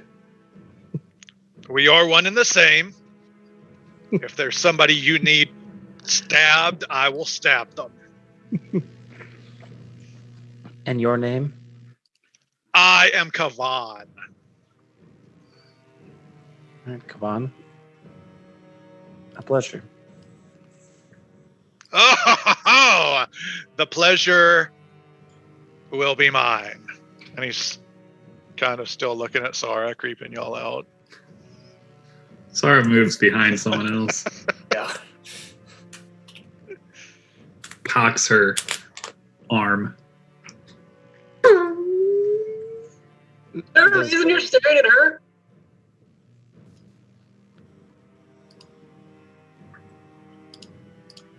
Does your vision work? It does not. What the fuck? Kavan, do you have any? Is there anything we can fill you in on? Or are you just tell me who to stab and I will stab them kind of guy? I hear everything that you tell Nathaniel. I perceive, I see. I just can't participate. So whatever you've shared with him, you've shared with me. Whatever you share with me, you share with him. So you're just stuck on the days you don't have the power? It was not fun watching Nathaniel with his honor codes just bore me to death all day endlessly. But such is my lot. How did y'all get, It was a how did y'all start traveling together? He lost a fight. Lost a fight? How dare you? I mean, you tied, right? That's basically losing. Some say it's worse than losing. I didn't lose, I just ran out of time. When the Skyfire fell, not even I could stand against it. And when I woke up, this is the situation we were in. Trust me, if I ever find one of those gods that did this to me, one of us will be made whole.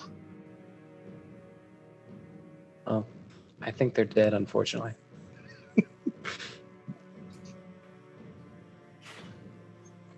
Maybe one of the embers will do something to you.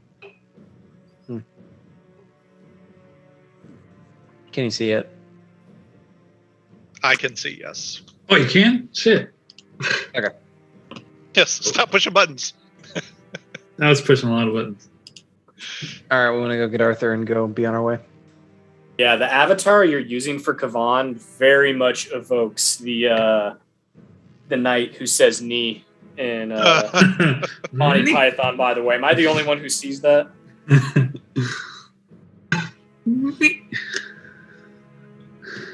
The small circle kind of looks like an Ewok. Yeah. But, Kavan, you bring up a good point. I mean, speaking of fighting somebody, hey, Steven! On guard! He pulls out his light sword. That was a very good sound effect. I don't know if everyone heard that or not, but it was present. What? I've got this light sword. You've got that light sword. Oh, yeah. That's true, don't I? I've used one time, I think. The Star War. Okay, yeah, we'll definitely have a Star Wars through. Let's get going, but maybe tonight. Okay. You're much better with a blade than I am, so I don't want to start the day with Isabel having to tend to me. That was the moment right there. I see your shorts is as big as mine. Yeah.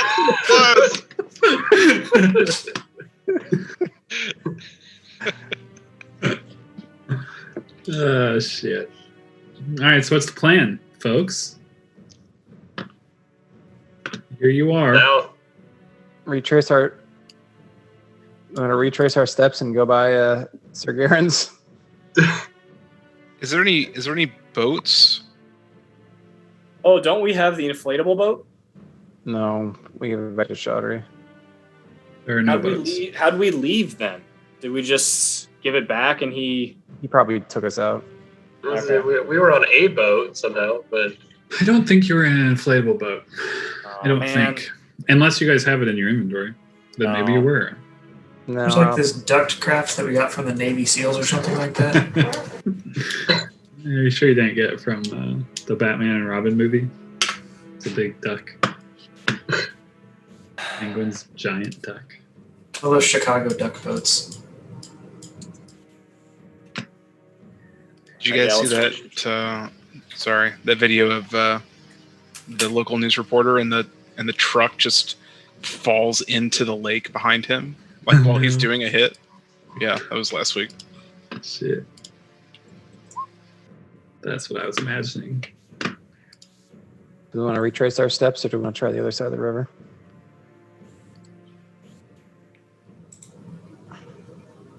Might as well pay our respects. It doesn't work. Oh. Well, works for me, so that's all I care about.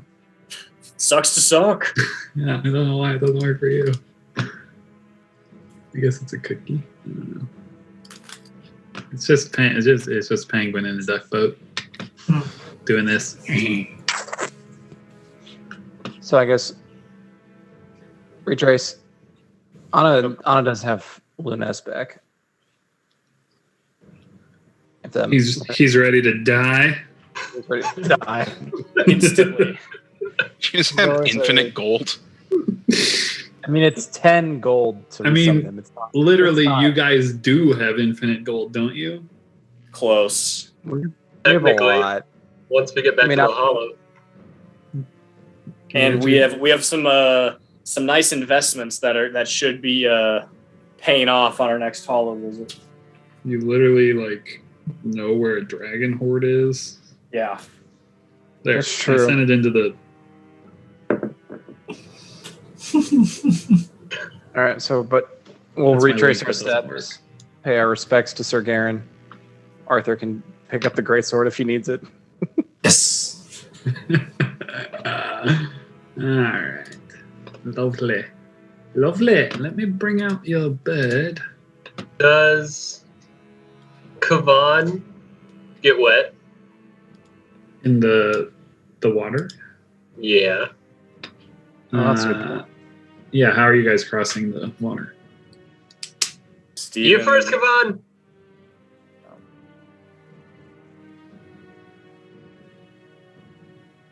Does, We dip our toes into it and see if it's dry for some of us again.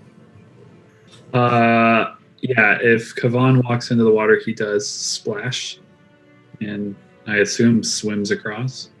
Sure. No, I think we'd grab him and be like, "Hang on," and then do our Link up. lock arms on. Although we're running out of people. I think what is it? Xerxes and Arthur are they the only? And Isabel, are they the three? Yes. Yeah. So. Yep. We'll link arms. Xerxes, Arthur, Sorry. and Isabel. Link arms. And yes, and Sarah gets wet, right? Sarah does get wet. She Okay. was confused about. She was like, "What are we swimming?" Yeah. So we'll You can make that guy swim in plate mail. It's fucked up. Good thing I made her arm waterproof. Yeah, she's like, "Do I need to put a plastic bag over this, like a trash bag?" Or... That's Sarah's voice now. It's just my voice. The oil industry got after this plane too, huh? We gotta ban the plastic bags in this area. Think about the environment. She's like, This really is the evil. Do I just throw this bag on the ground when I'm done with it, or what? Yeah. Take it with me. No straws in this place either. Canon. Yeah. All right. Let me do some measuring. It'll take about a day. Then just following the river, I presume. Yeah, I think so. Call it about 3 days. You'll note as you go by the woods where you left Sir Garen, you're pretty sure you're in the same area, but you don't see a great sword marker. All right. Surprise Pikachu face. Maybe the unseen took it.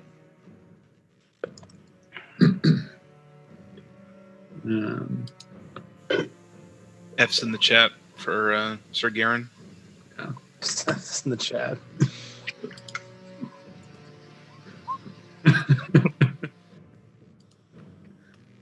Good. Very good. Okay. D20's in the chat. D20's in the chat. I'm gonna roll it every day. You say it's 3 days, so I'll roll it 3 days. So it goes Nathaniel, Kavan, Nathaniel. It does, yes. Okay. I'd want to talk to Kavan or Nathaniel one of the nights. I don't know what you're doing, Michael. Yeah, so you guys do have 3 generally peaceful days on the road. So you tell me, however you guys want to parse it. 3 days to my black powder. Yeah, tracker three thing. days to all your doodads that need them. And if there's anything that you guys want to do, just let me know now. Go through it as we must. I'll have to have enough to make bombs again. So, Kavan, tell me more about this contract.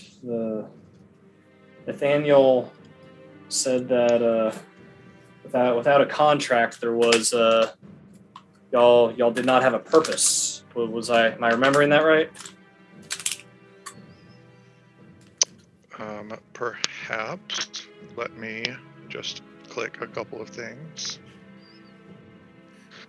Page 13 of the treaties of Nathaniel and Kavan. Nathan is good. Oh yeah, Nathan is good. Nathan is good. Manual. Cavaniel. I really like That's Cavaniel. also good. Like that. So you're talking to Kavan? Yeah. Yeah, he had this thing. Like I said, he's bound by this code. It really limits a person. I mean, don't you think a person should be able to do what they want when they want? Isn't that the essence of freedom?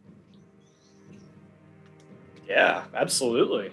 I definitely hear that. Sadly, though, he would always limit himself, always hold himself back. I can feel it when he's acting. He's willingly holding himself back for the sake of himself, for the sake of others. I don't know. I don't care. He just has this thing that if he works for someone, it gives him meaning and purpose. Doesn't he know the purpose in life is just to feel good? Do what you can to feel good. Do what you can to stop feeling bad. It's that simple.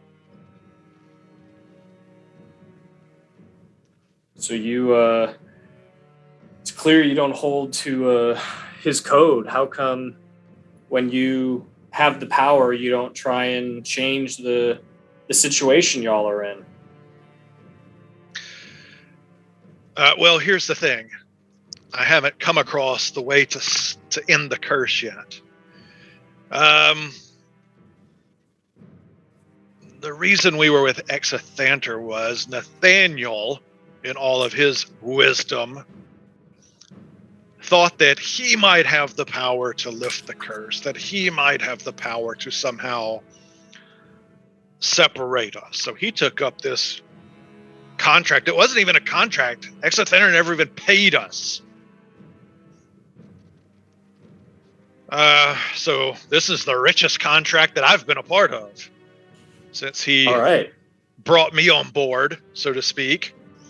But Exathanter, of course, couldn't do anything. This curse can only be broken by going back and finding a way to subdue and maybe kill this mage he used to work for. I'm sure he'll let me know if we come across him. So I kind of have to do what he says because I think he has a better plan on how to find this fella. Now, once he finds him, that's where I come in. Because I guarantee you there won't be any honor code in figuring this out. Yeah, for sure. Who's the mage? Did you tell us already? I forgot. No. Well, he doesn't tell me his entire life story. But Anna here is kind of the only regular person that we've ever worked for. And when I say we, he and I. Before Anna, of course, was Exathanter, and then 2 employers ago, this was before the Skyfire, It was this mage. That's all I know. You'd have to ask him about it. Okay. Very powerful, apparently very, very bad, very evil. All right.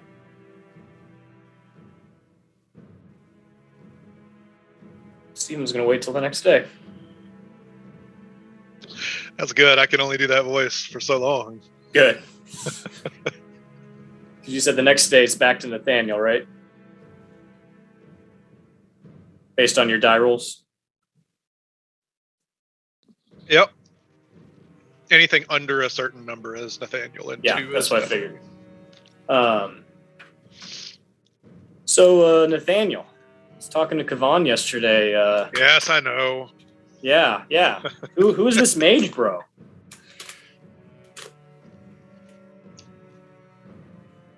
I've worked as a mercenary for all sorts of people. Some more eccentric than others. There's only one contract that I've broken. The one to Sandro, the mage of whom you speak.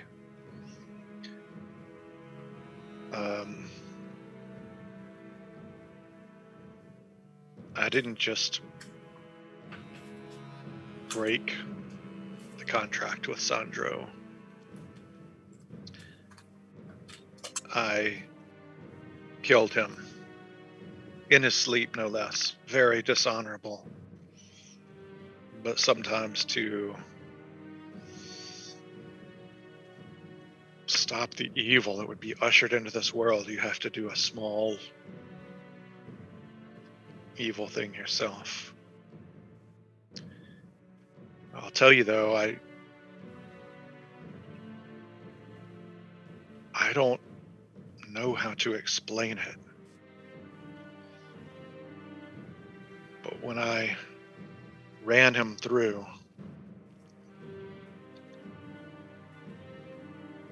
something happened. His body just vanished. And then in his place, there was nothing left but a strange, and pulls out from his pocket a strange gold coin, an owl on one side, I take it well. a skull on the other. I think he's dead. My brain says he's dead. But in my heart, I know. So I scoop this up. It's non-magical. After a while, I worked as a glorified bouncer for a while at a restaurant. And then the burning came. And that's when neither one of us backing down, Kavan and I battled up until the bitter end.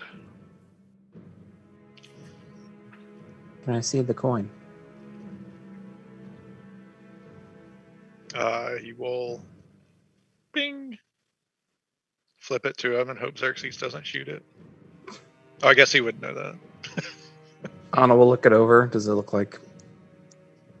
I guess Anna will look it over and then pull the one that she has out of her pocket and compare them in front of Nathaniel. Yeah, Anna, you look those coins over. And they look incredibly similar. Even down to what you don't remember about the coin that you were holding. But it is looking pretty tarnished and kind of scratched up. Almost like it's starting to like crumble or something. It's still firm. It's still not, but it seems like it's had a lot of wear and tear on it that you don't remember being on there. And the one that Nathaniel pulled from his pocket has that same. You can see the owl beneath the wear and tear. His seems a little more more tarnished than the one you have, but you can see that they are the same insignias on the coin. Both coins, I should say. So Anna will sort of flash him, show Nathaniel what she's doing, and sort of start talking, I guess probably before he can say. He had an old companion who carried around this coin. I sort of thought it was just for good luck. But some sort of creature came out of it.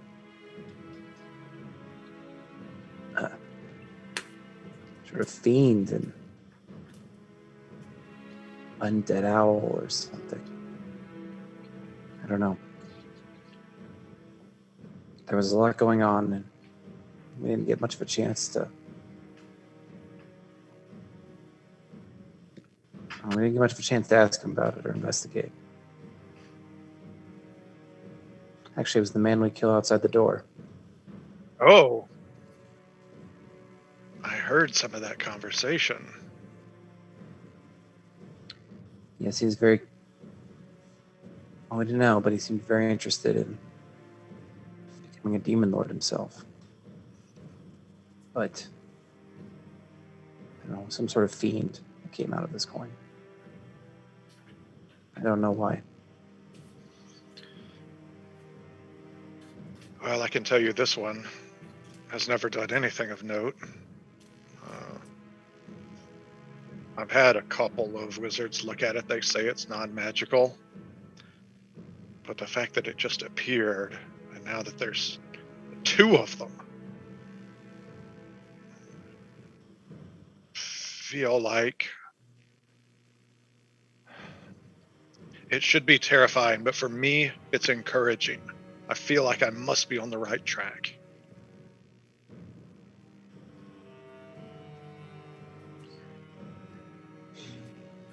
Maybe some sort of prison of some sort, or thing that keeps your soul bound. I don't know. Either way, it is. Keep looking. If you find anything about it, let us know. I will let you know. Nathaniel will reach into his pocket and pull out 15 gold pieces and hand it to Anna and say, "This is no longer necessary. I am bound to this quest for something more valuable than money at this point." And he's all in on breaking this curse. Yeah. So you can summon your owl 1.5 more times now. I'll need it. And Kavan's gonna be pissed at you. Next time Kavan has control, he punches him right in that one So part of why the do you shoulder think that Nathaniel still has. Why do you think the owl or the mage is connected to the curse? They seem disconnected to me. I don't know other than a feeling. I think. Hold on.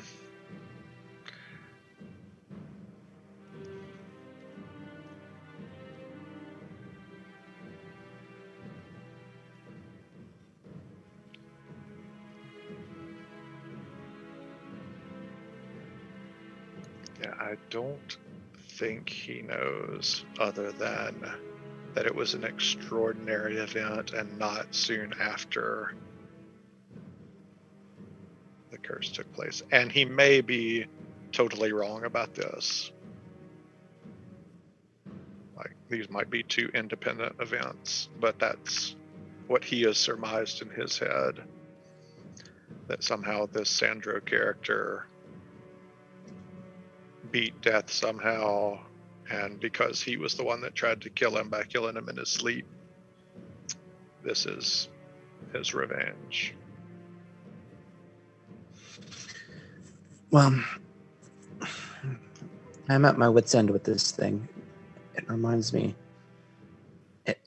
of fiendish stuff, but I'm not the expert. My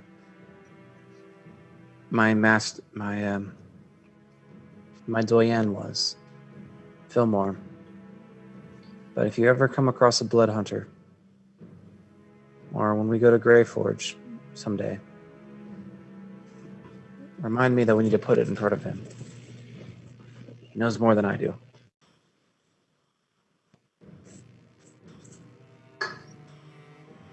And you'll, as you tell Nathaniel about this possibility for a clue on somebody that might know something about it, you'll see a little bit of drool coming from the corner of the lips of Kavan as he's struggling to find his way out, but for practical purposes, we only roll once a day.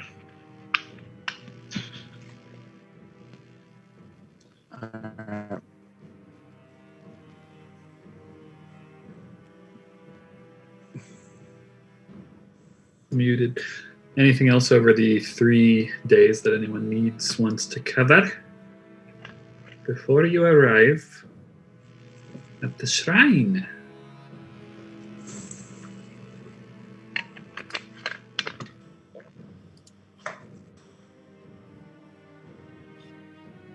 Dope.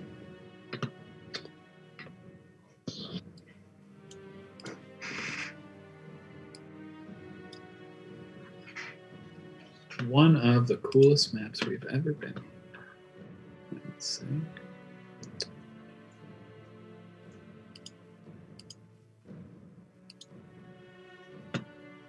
Here we are.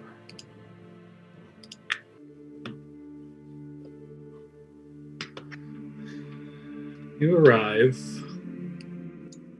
at a familiar lake. Familiar statue, waterfall pouring over this night.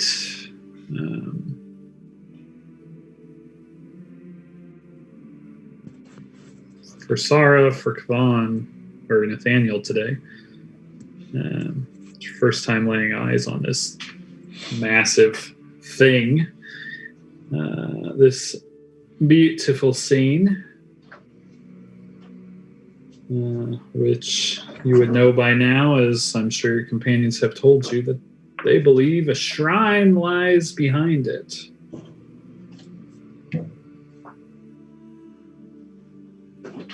Three days have passed. It is now the 7th. Peliak, the Rotting. It's a mild fall day. Air is still and the sky is clear. The world is your oyster. Whatever that means.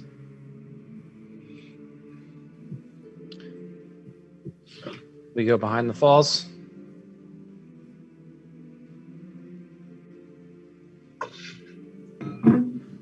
Anybody have anything else they'd like to do besides that?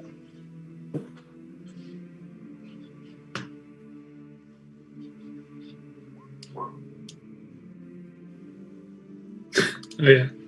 Sorry it needs to be healed, but I don't even pay attention to her anymore. Nice. Now she's good. Healed and recharged. Is the plan to head behind the falls?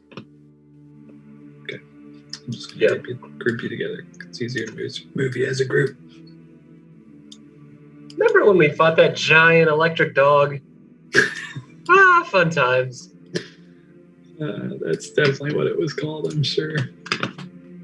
That was like an alligator. I need to start naming things like that. Alligator doggy thing. You could be right. I used to say it this way. It was just so long ago. Probably. It's also the site of Finn's first fishing trip, right? Yeah, Yep. first and also, you know, the one that pulled a massive beast out of the. All right, that's good enough. Womp womp. Before we go in, Whoop.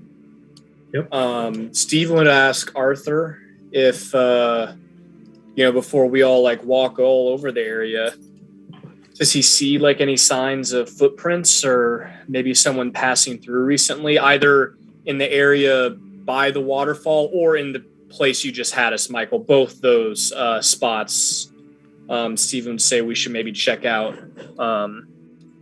We thought Paragus would be empty and it wasn't, so. Yeah. Arthur, Perceptione.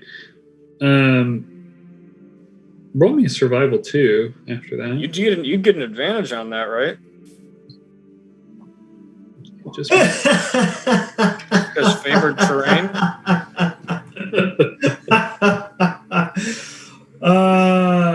Yeah, if it's forested, it would be a favorite of sorts. All right, yeah. That's so classic. There you go. All right. So you see some things, and maybe you miss a few other things. But let's talk about that. On your approach, Arthur, as Steven says that, you kind of get your head down and start looking around. Sniffing on the air, sniffing in the wind. And you do actually see something which is supposed to be there. So that's what you pick up, and maybe that's why you're drawn to it. We'll see what the thing is.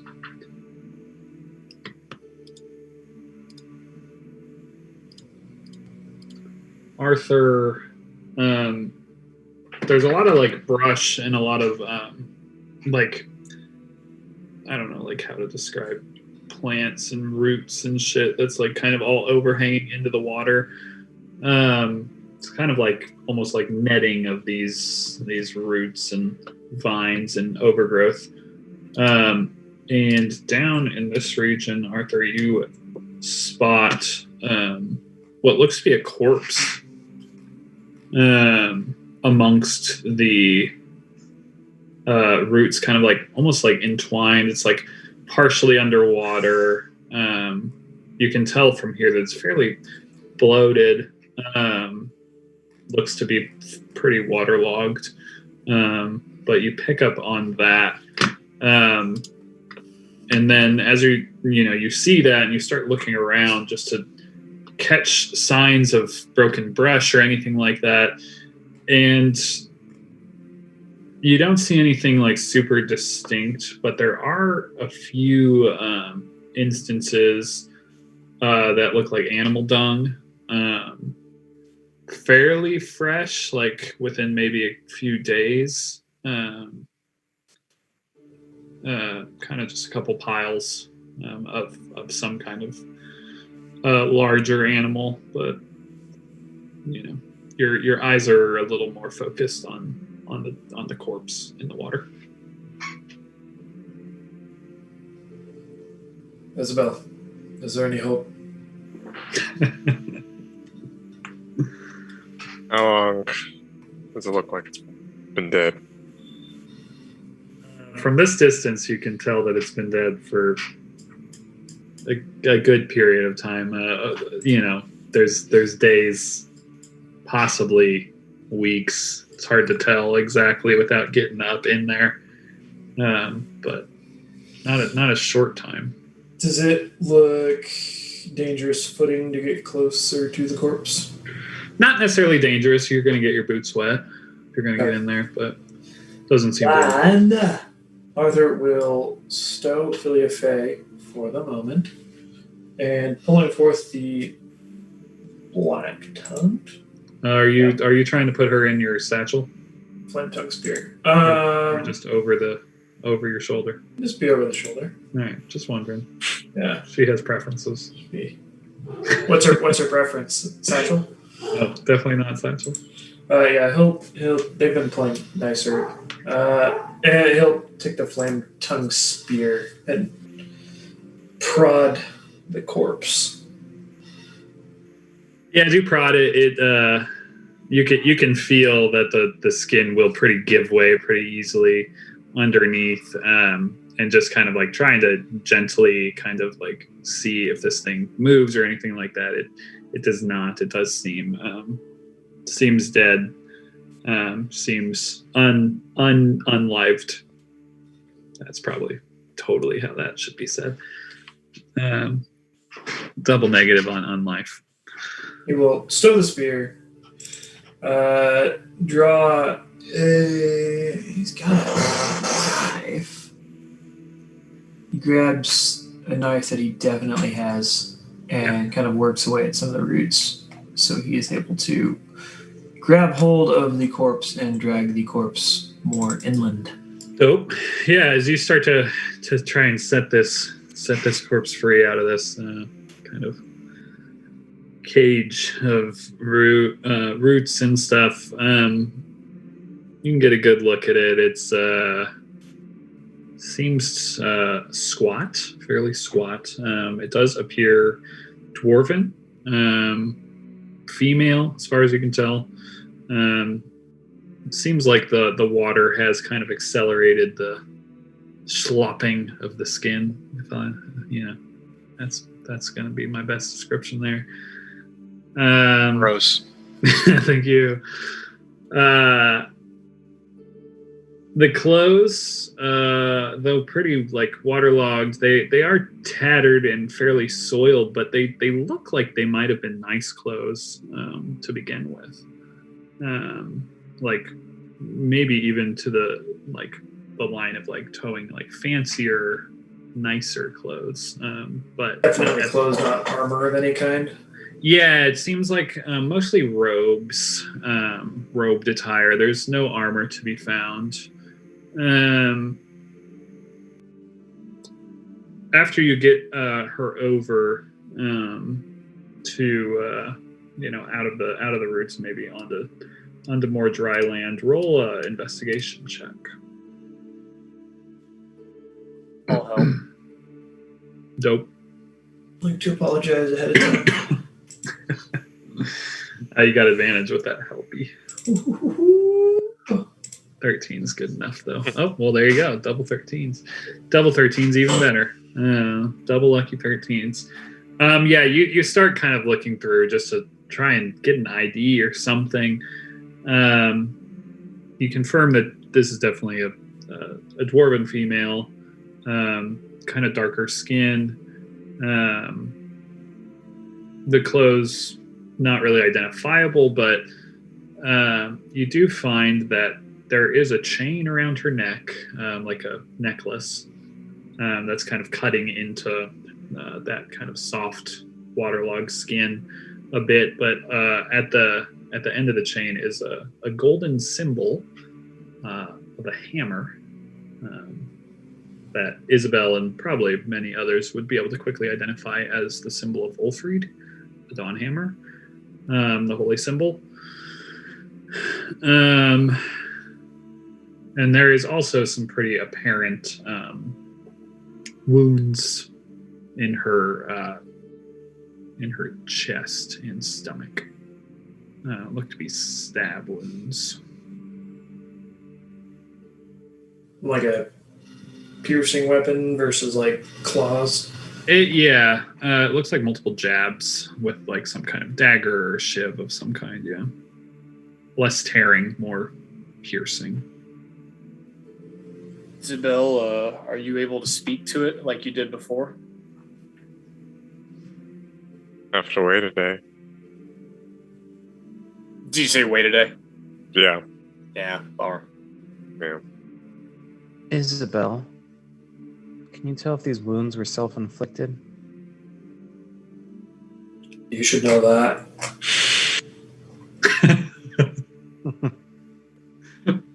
Fucking good. I try to avoid my gut. She looks to her arms. Yeah. Sure. Isabel will indulge and look over, see if Yeah, they roll a medicine. seem like they could be.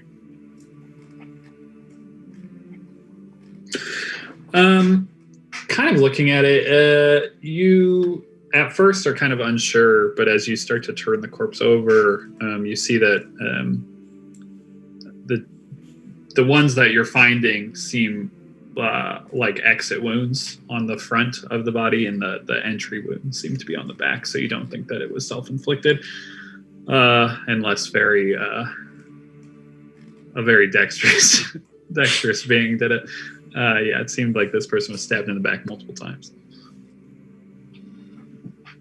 Isabel would relay that. And Isabel, with that medicine check, it just seems like hard to. The water isn't helping here, but you would put it between like week and a half, 2 weeks, maybe 3, but it's hard to tell. Okay. Maybe a month after we were here. Yeah. Well, so nobody's in there?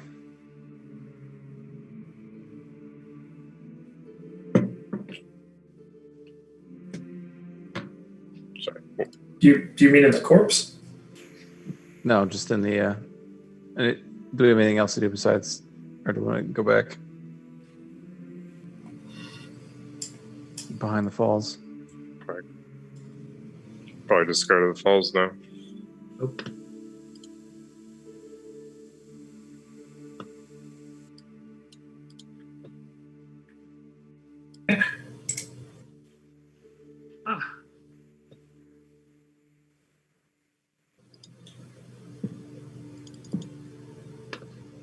Can we do the same check in here? Excuse me. Goodness. Yeah, perception, investigation, survival. Up to you.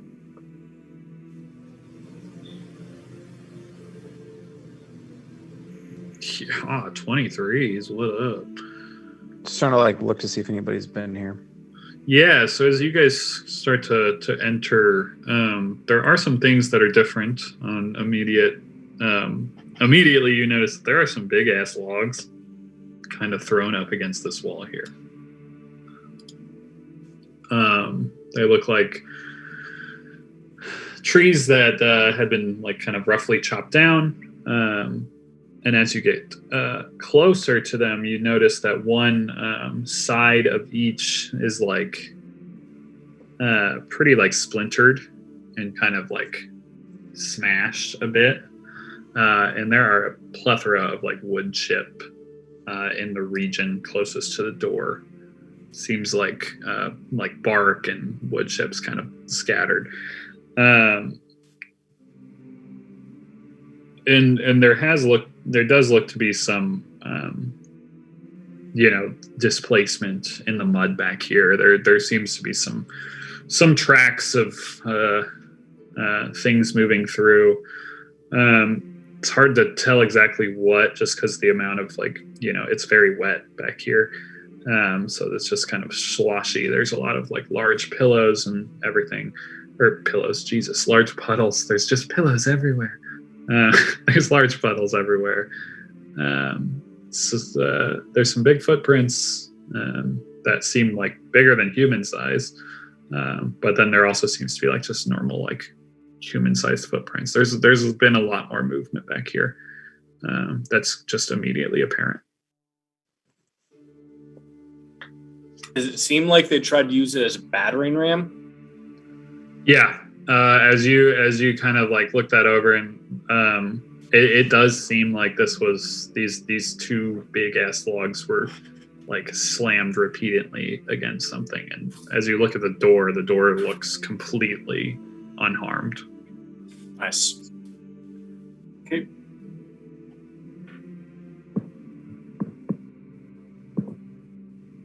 Isabel opened the door last time. Yes, she did. I think you're right. Deep Never told us how you could do that. What makes you think I know how I did it? That's almost more scary. Let's put it that way. Isabel will go up to the door and do what she did last time, which was just put her hand on it and try and channel some sort of energy into it. Isabel, as you lay your hand on it, kind of close your eyes there. Just like thinking about that first time you did it. Just a few moments pass as your hand just kind of resting there, and then you feel the door just start to give beneath your hand and opens. Hey, before we go in, somebody grabbed that necklace, right? The golden Yes. necklace.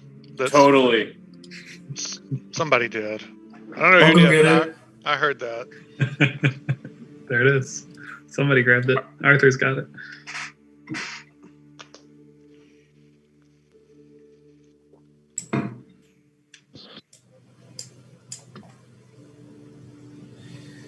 Would you look at this place? Get it back. We've been here before. Wow. We're going in circles. Yeah. Got you. Wow. Sarah's like, where are we? It's a cool statue. Steven Yeah, will this is say, what- get ready for a bunch of like ghost knights to bust out here in any second. Yeah. This is where your cousin called Arthur a Nordic ass.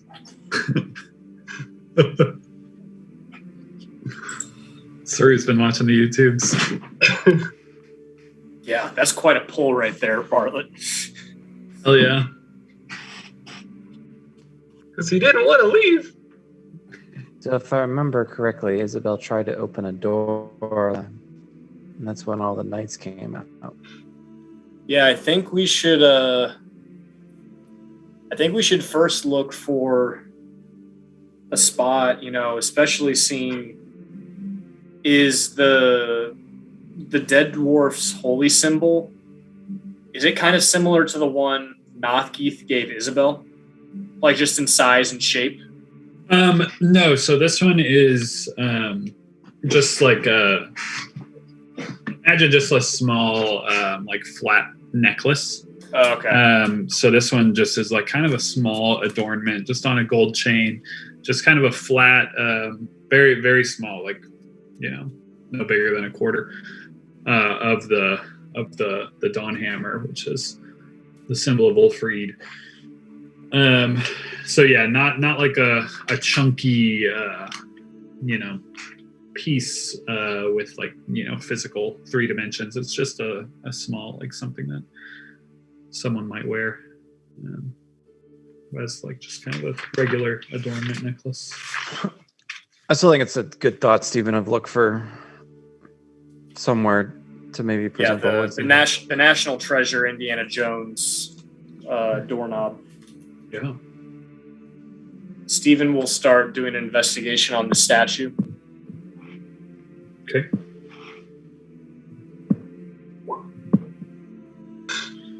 Yeah, so looking over this statue, this large statue, yeah. It is very similar to the large knight outside.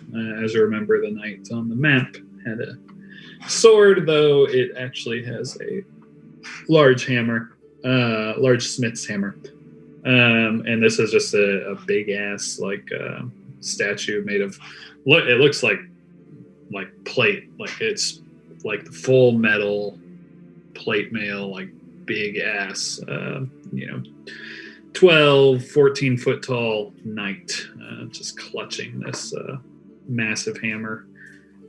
The hammerhead is touching the ground beneath it. It has a shield to its side. It's an intimidating ass statue, but a statue nonetheless. Are the things on the floor like grooves or like troughs or something? Yes. So yeah, as you kind of look around, Xerxes, those on the floor, they do look like they look exactly like that. They are grooves. They're troughs that are just I don't know, up to four-ish inches deep. Just these troughs, and they each here seem to each go directly underneath the doors. No camera rock. What the? Oh, there it is. Now it's here. Now it's here. Little camera rock. How could I forget you? Yeah. So those troughs go to each of the doors and seem to go past beneath the door. As you recall, the doors have like a little like portion that kind of caps that area, so you can't like peep underneath. Do we think it's got to go into each room and do something to get those troughs to fill, maybe? Yeah, probably with molten material leading to a forge. Yeah, because it's got the whole center component as well. You want to try opening a door again and just see what happens? Yep. Brace ourselves for the fight. Arthur, do you want to see if presenting the holy symbol will help to a door? Sure. Or if I will do it as well. Sure. Arthur's gonna have a black or flame tongue spear in one hand and the symbol in the other.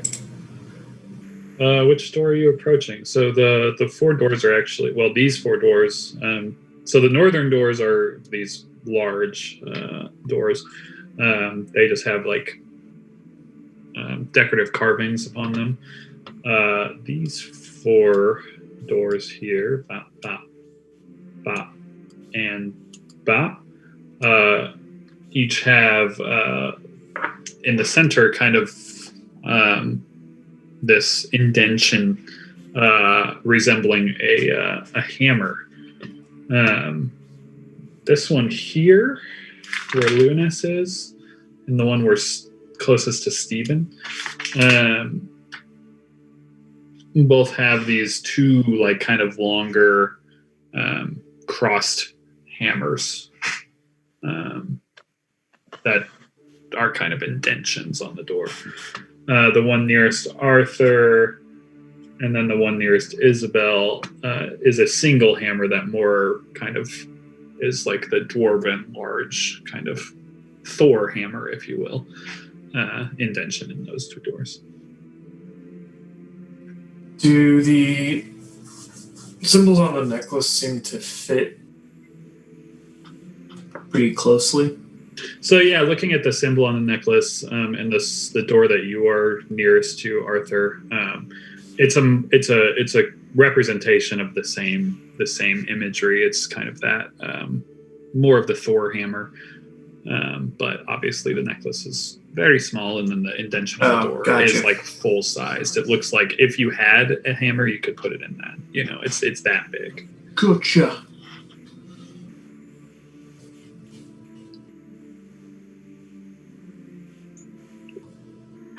Isabel, do you want to pick a room? Or do we just want to try and open one?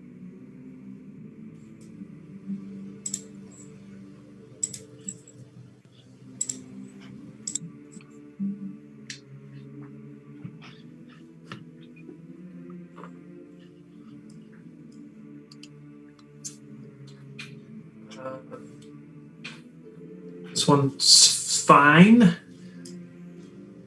Let's do that one.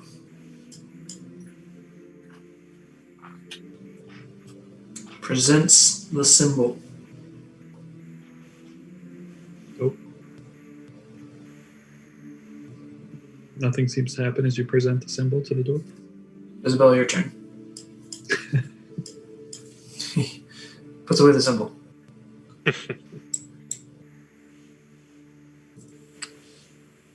And we haven't tried it to just open it plainly, right? No, that's what I was asking, if we should just do I that. don't believe so. Oh. So we'll push on the door. Roll, make a roll, make a roll, make a roll, make a roll for initiative!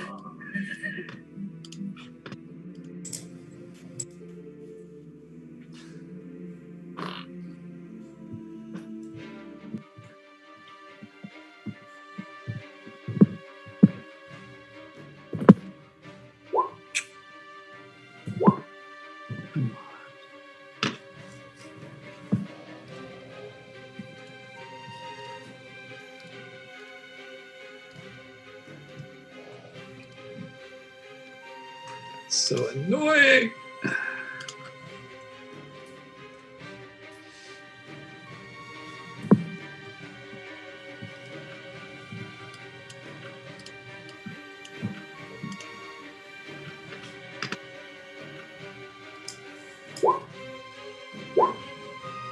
So,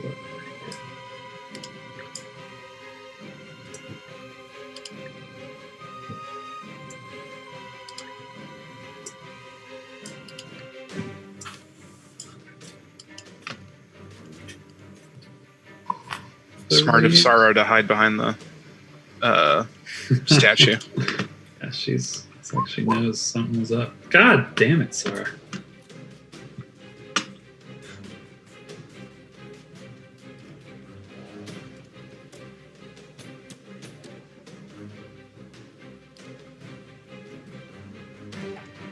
Oh my word. What the fuck? I better have stayed. Oh my god.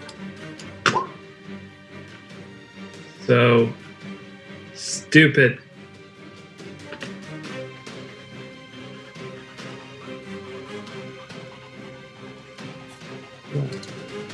Isn't that just lovely?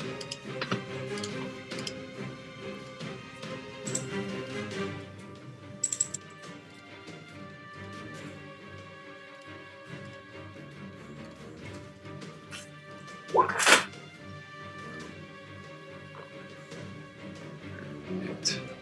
Saru, you had a 24. Yeah, if you guys could put in your D20 zonies. Because Roll20 didn't like what I tried to do, apparently. I can also put them in if you just tell me what they are. Not letting you put mine in very well. What'd you get, Anna? 21.21.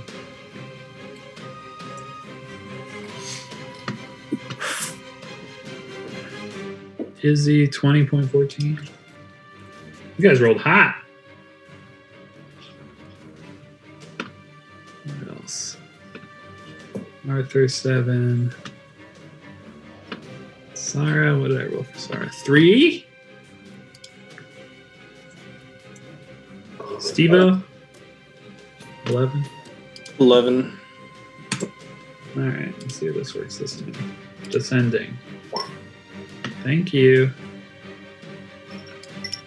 All right. First thing that happens is that they all pass through the doors. And then it's Saru's go.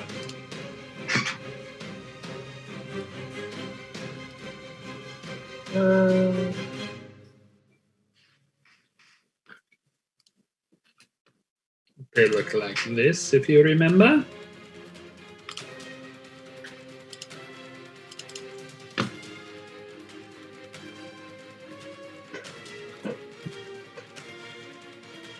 Just in there, he's going to, with his bonus action. Oh, that's not what I want.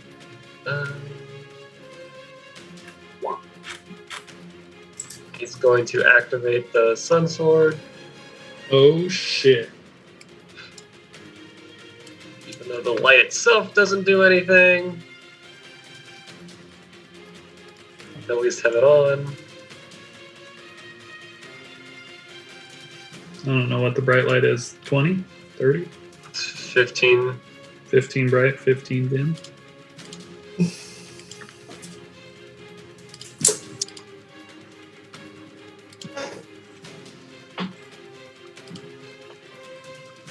Anything else, Either way- sir? there it is. Oh, I turned on a literal light, by the way. Oh, did you? Okay. Yeah. Not that it matters, because Well. can't really tell in this room.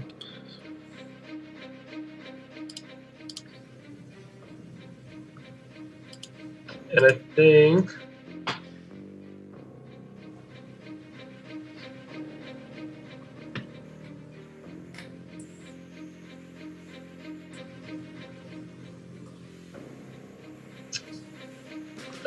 then he'll yell at that one next to Isabel and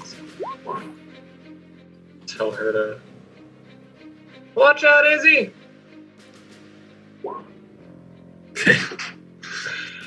Yeah. Yeah, that poor man.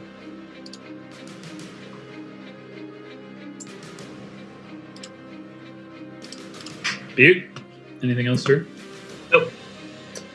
Anna.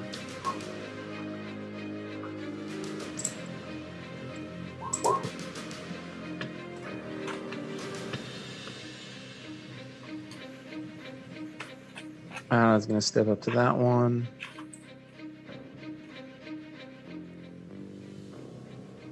Activator lightning. And swing. Twice.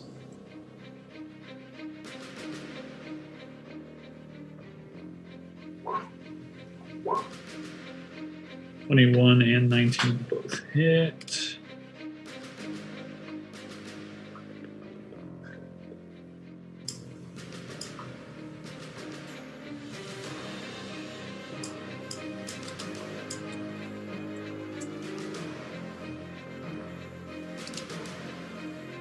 Now's your turn. 22. There we go. Jeez. What a difference 7 levels makes, huh, guys? Remember when you ran away? Yep. Bravely ran away. Yeah. Nathaniel, it is your go.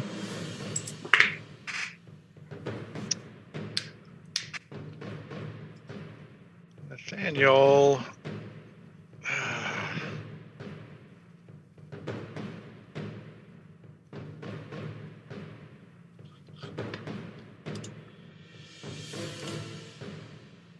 just going to do a good old-fashioned swing to start.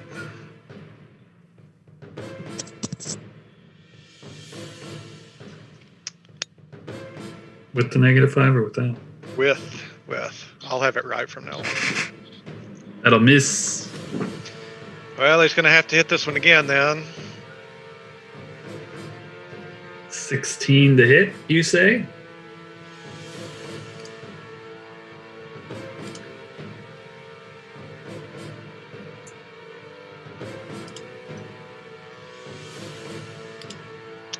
And he will... Oh, is something happening? Nope. He will use his movement to get in this one's grill.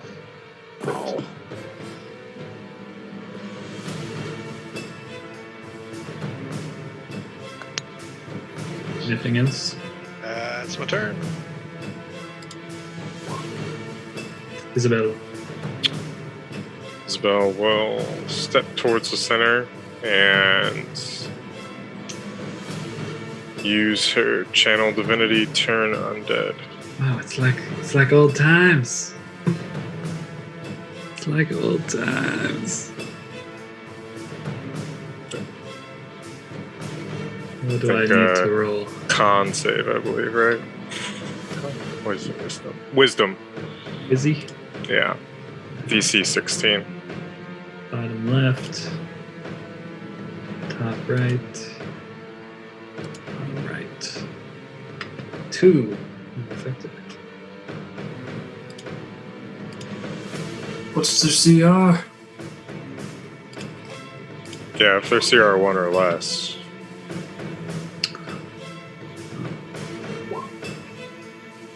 Starting at 8th level. on an undead of CR1 or lower fails the saving throw is instantly.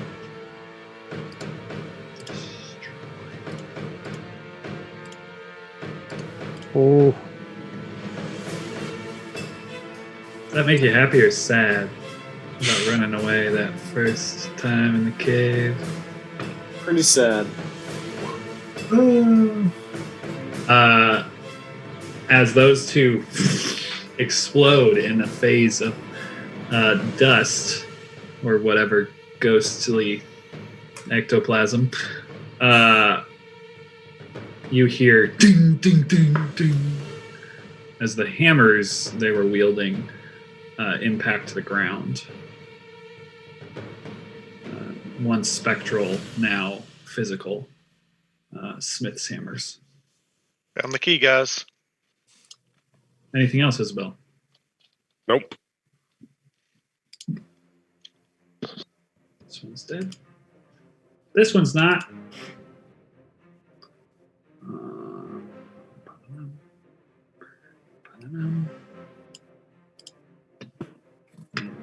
Isabel, he shall multi-attack you.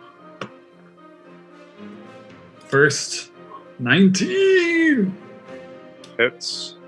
4 points of force damage. Is that a someone's doing something with their reaction, or continue? No, I didn't. Second spectral Smith. I'm gonna cutting words that because I can. All right. I presume that will miss. Are you cutting what's the first one? Yeah. Okay. Yeah. Here comes the second crit. Damn it. Oh, great. Crit. 18. Does hit. Yeah, do it again. No. Use all your things. 24. Jesus, it's getting worse. I'll use my action. No. Okay. To deflect part of the attack. Other creature damages you with a melee range attack. You can use your action to deflect the blow. Awesome. Guardian die plus dex. 7. Reduce it by 7. That's awesome. I love it. Alright, I think that was its 2 attacks. Very confusing. 2 attacks. That is all it's going to do. It is Steven's go.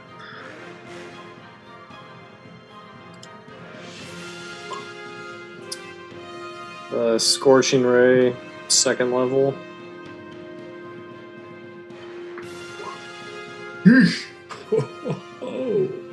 Confirm. Critical threat. Oh my word. That's a spell. Target is vulnerable to the damage type. And that was your first ray. Yeah, he might. This may get obliterated. Okay, so that was 11. For the first ray, we'll roll after we see if we need to. See what those other 2 rays do. Or however many rays you have. Oh my word. That will confirm. No! Pinball Wizard, as a magical energy shifts through the air, it somehow redirects, hitting an ally with the attack instead of your intended target. If none are in range, you become the target. If multiple are in range, I think it's abundantly clear which one makes sense above all the others, but where is Steven? All right, there's a lot of things in the way there. There's some possibilities, I'd say. Pinball Wizard, as it were. How do you think he does it? I don't know. Steven, roll a d6 for me. Isabel is. Yeah, I was going to say that one clearly makes the most sense considering we all worked so hard to try and save her just now. Yeah, Isabel. Isabel is struck by the blow, so Isabel, you take the 8 points of fire damage. Lovely. Good news is you're not vulnerable, but guess who is? Can Steven do another crit? He can't, but he can hit. And it is vulnerable, so that'll be 20 points of damage. It does yet live, so please roll me a d4. We'll see how many rounds we got. Unless you have more rays. I don't know how many rays you get. Only 3. All right, beautiful. It's tempting to burn a 3rd level slot just to throw another, but we'll let Xerxes shoot it. 2 rounds being vulnerable to fire. Anything else, Steven? No, that's it. Any other allies you'd like to hit with your fire beams? No. Xerxes. God, duck! That'll hit. It does yet stand. Too bad those weren't fire damage. Only 6, you say? It's not going on the Xerxes kill counter. Enough! Arthur speaks a command word. The flame-tongued spear bursts into flame. He stabs. Wow. He stabs. He does a stab. And let me tell you, he gets a kill. Nice. No matter what you did. If you hit, it would have killed it, even with the 1.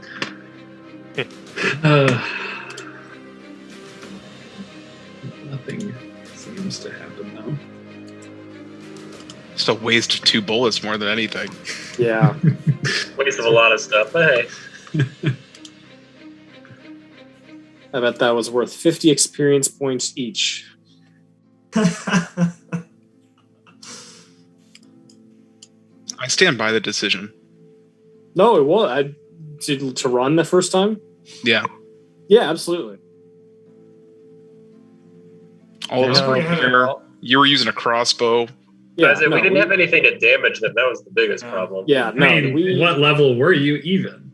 Third level. 2 or 3. There were 4 Whatever of we them. started at. They were multi-attacking. And we had just done the fight before. Yeah. Yeah, no, it was the right decision. And it wasn't all of us. There were only like 4 of us in there. Oh, yeah, that's true. Some of y'all People stayed. stayed behind. Clavius stayed. I totally agree. It was the right decision. Yeah. All right. Let's try and open a door. Gotta antagonize you. Yeah. Can we Which use door? one of the? Can we use one of the hammers that dropped? Yeah, so there are 2 smith hammers on the ground. As you look them over, they seem to be kind of the same general look and shape of the crossed smith hammers that are on this door and that are on this door. They do not match the shape of the hammers that are on these doors. Anna will pick him up, take him, and present him to the store. The one her and Nathaniel are by. Okay. Placing the cross hammers in the door, they immediately fuse with the door, and the door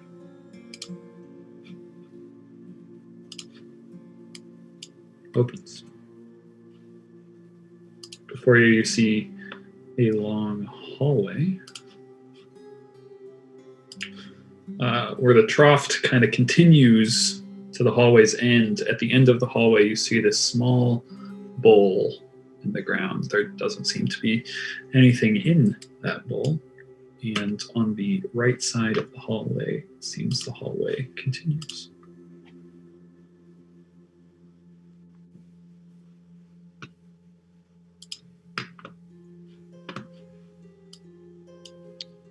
Does it continue just to another screen? It does. It does continue to another screen. Is everyone heading that way? Yeah. Yeah. Well, in here. What you enter into is a large room. The room is illuminated by these glowing, massive torches, these big ass braziers, basically, that dot the room.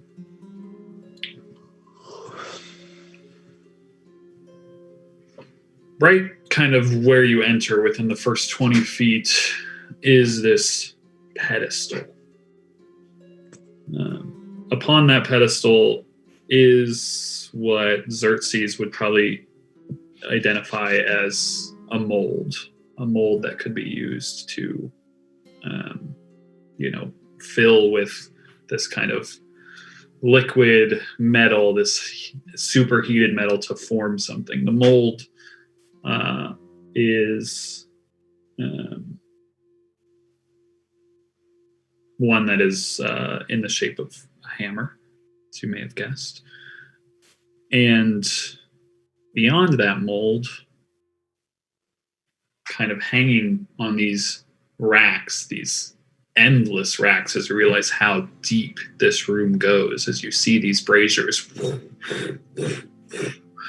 illuminating, going backwards in this darkened space, there are hammers upon hammers upon hammers, all glinting, different metals, different shapes, sizes, seemingly from where you are currently, this unending room of hammers. And that is where we will pick up next week.